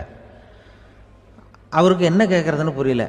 கடவுள் வந்து விட்டுட்டு போகிறேங்கிறார், ஏதாவது வரம் கேட்டுக்கோ அப்படின்னு நம்ம என்ன பண்ணுறது, என்ன கேட்குறதுன்னு ஒன்றும் புரியல. குழம்பிக்கிட்டு இருந்தான் அந்த ஆள் கனவுல. இப்போ கடவுள் சொன்னாராம், சரி நீ ரொம்ப குழப்பமாக இருக்க, நாளைக்கு மறுபடியும் உன் கனவுல வரேன், அதுக்குள்ளே நீ முடிவு பண்ணி வை, உனக்கு என்ன வரம் வேணுமோ கேட்டு வாங்கிக்கோ, உனக்கு வரம் கொடுத்துட்டு நான் போயிடுறேன், உன்னை விட்டுட்டு போகிறதா நான் முடிவு பண்ணிட்டேன் அப்படின்ட்டுருக்காரு கடவுள். சரி ஒரு நாள் அவகாசம் கொடுங்க, நாளைக்கு நான் அதுக்குள்ளே முடிவு பண்ணி வைக்கிறேன்ட்டு அவர் வந்தார். மறுநாள் முழிச்சுக்கிட்டார். முழிச்சுக்கிட்டு மனைவி மகன் மக்கள் எல்லாரையும் கூப்பிட்டார், குடும்பத்தில் எல்லாரையும். இப்படி வாங்க, இது மாதிரி நேற்று கனவுல வந்தார் கடவுள், நம்மளை விட்டுட்டு போக போகிறாராம், என்ன வரம் வேணும்னு கேட்டு வாங்கிங்கோ அப்படின்னு இப்போ சொல்லிட்டார். என்ன கேட்குறதுன்னா அப்படின்னு அந்த கணவன் கேட்குறான். இந்த மனைவி சொல்கிறாங்க, என் உடம்பு பூரா நகையாக இருக்கணும் அப்படின்னு கேள் அப்படின்ட்டுருக்கு. அதுக்குள்ளே அந்த ஒரு பொண்ணு ஓடி வந்து, அப்படிலாம் கேட்காதப்பா கடவுள்கிட்ட, இப்போ இருக்கிற சொத்து எவ்வளோ இருக்கோ அதுபோல் இன்னொரு பங்கு வேணும்னு கேள் அப்படின்னு. அந்த பையன் வந்து அவன் வேறு சொன்னான், அவன் அது நமக்கு வந்து இது போல் ஒரு 10 பங்காவது வேணும், 2 பங்களா கார் வேணும் அப்படின்னு அவன் ஒரு லிஸ்ட்டை கொடுத்தான். இவர் என்ன கேட்குறதுன்னு முடிவு பண்ணுறதுக்குள்ள அங்கே வேலை செய்கிற அம்மா, ஒரு வயசான அம்மா வந்திருக்கு, வேலை செய்கிற அம்மா. அது வந்து சொல்லிச்சான் இவர்கிட்ட, தப்பாரு கடவுள்கிட்ட அப்படிலாம் கேட்காதப்பா, நாளைக்கு வரும்பொழுது என்ன வர வேணும்னா எங்கள் குடும்பத்தில் எல்லாரும் அன்பாக இருக்கணும் பாசமாக இருக்கணும்னு கேட்டு வாங்கிக்கோ வரத்தை, அன்பு பாசம் குடும்பத்தில் எப்போதும் நிலவணும்னு கேட்டு வாங்கிக்கோ, வேற எல்லாம் நம்ம பார்த்துக்கலான்னு அந்த பெரியம்மா சொல்லிச்சான். மறுநாள் அதே மாதிரி படுத்து தூங்கினார். கடவுள் கனவுல வந்தார். வந்து கேட்கும்பொழுது இவர் சொன்னாராம், ஐயா எனக்கு வந்து எங்கள் குடும்பத்தில் நாங்கள் கணவன் மனைவி புள்ள குட்டி எல்லாம் பாசமாக இருக்கணும் அன்பாக இருக்கணும், இதுதான் எங்களுக்கு வர வேணும் அப்படின்னு கேட்டாராம். இவர் கேட்டதும் கடவுள் வந்து தலையை சொரிய ஆரம்பிச்சிட்டாராம். ஏன் என்ன யோசிக்கிறீங்கன்னு கேட்டிருக்காரு. நீங்கள் அன்பாக பிரியமாக இருந்தீங்கன்னா அப்புறம் ஏன் நான் உங்களை விட்டுட்டு போக போகிறேன், நான் ஏற்கனவே இல்லைங்கிறதுனால தான் உங்களை விட்டு போகலாம்னு முடிவு பண்ணியிருந்தேன். இப்போ நீங்கள் ஏற்கனவே பாசமாக இருந்தீங்கன்னா நான் இனிமேல் போக மாட்டேன், அதனால் ஏன் முடிவை மாற்றிக்க வேண்டியதுதான், உங்கள் கூட தான் இருக்க போகிறேன்னாராம். இப்படி ஒரு கதை சொல்லுவாங்க. அதனால் ஒரு குடும்பத்தில் அந்தந்த உறவு முறைகள் சரியாக இருக்கிற வரைக்கும் எல்லாம் நல்லாயிருக்கும். அங்கே தான் இறைவன் வாழும் இல்லம்ங்கிறாங்களே, அதுதான் அது. அதில் அந்த குடும்ப தலைவருங்கிறவர் கணவன் அப்படிங்கிறதுனால அவருக்கு தான் பொறுப்பு. அவருக்கு நிறைய சகிப்புத்தன்மை வேணும், கோபம் வரக்கூடாது, யார் என்ன சொன்னாலும் போகணும். சில கணவன்மார்கள் வந்து எது சொன்னாலும் மனைவி வந்து தட்டுறதில்லை, அங்கே போனால் போவாங்க, எதுக்கு போக சொல்கிறேன்னு கேட்குறதில்ல, போகிறது, இங்கே வான்னா வர்றது. திருவள்ளூர் மனைவி இருந்தாருன்னு சொல்கிறாங்கல்ல, அது மாதிரி. அது எப்படின்னா ஒருத்தர் சொன்னார், அது அப்படி இல்லை, அதுக்கு ஒரு கதை சொன்னார்.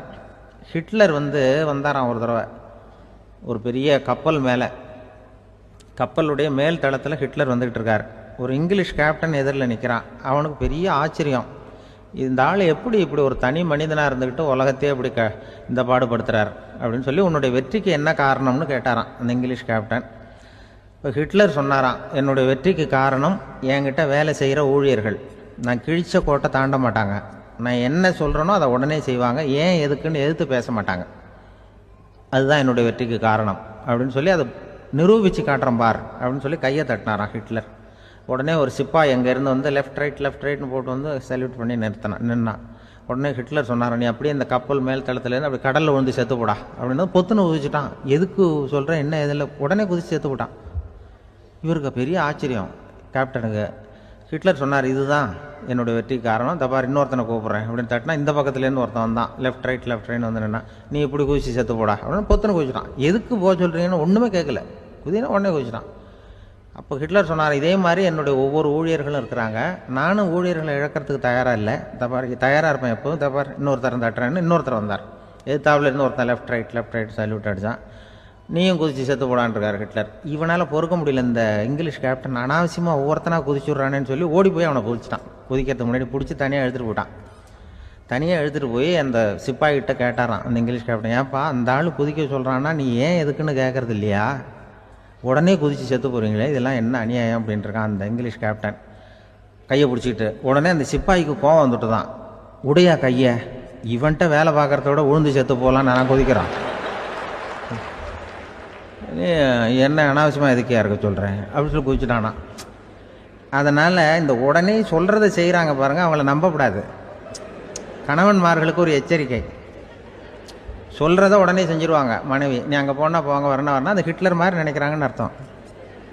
இதுகிட்ட பேசிக்கிட்டு இருக்கிறத விட சொல்கிறத செஞ்சுட்டு போடுவோமே. அப்படி சமாளிக்கிற கணவன்மார்கள் உண்டு.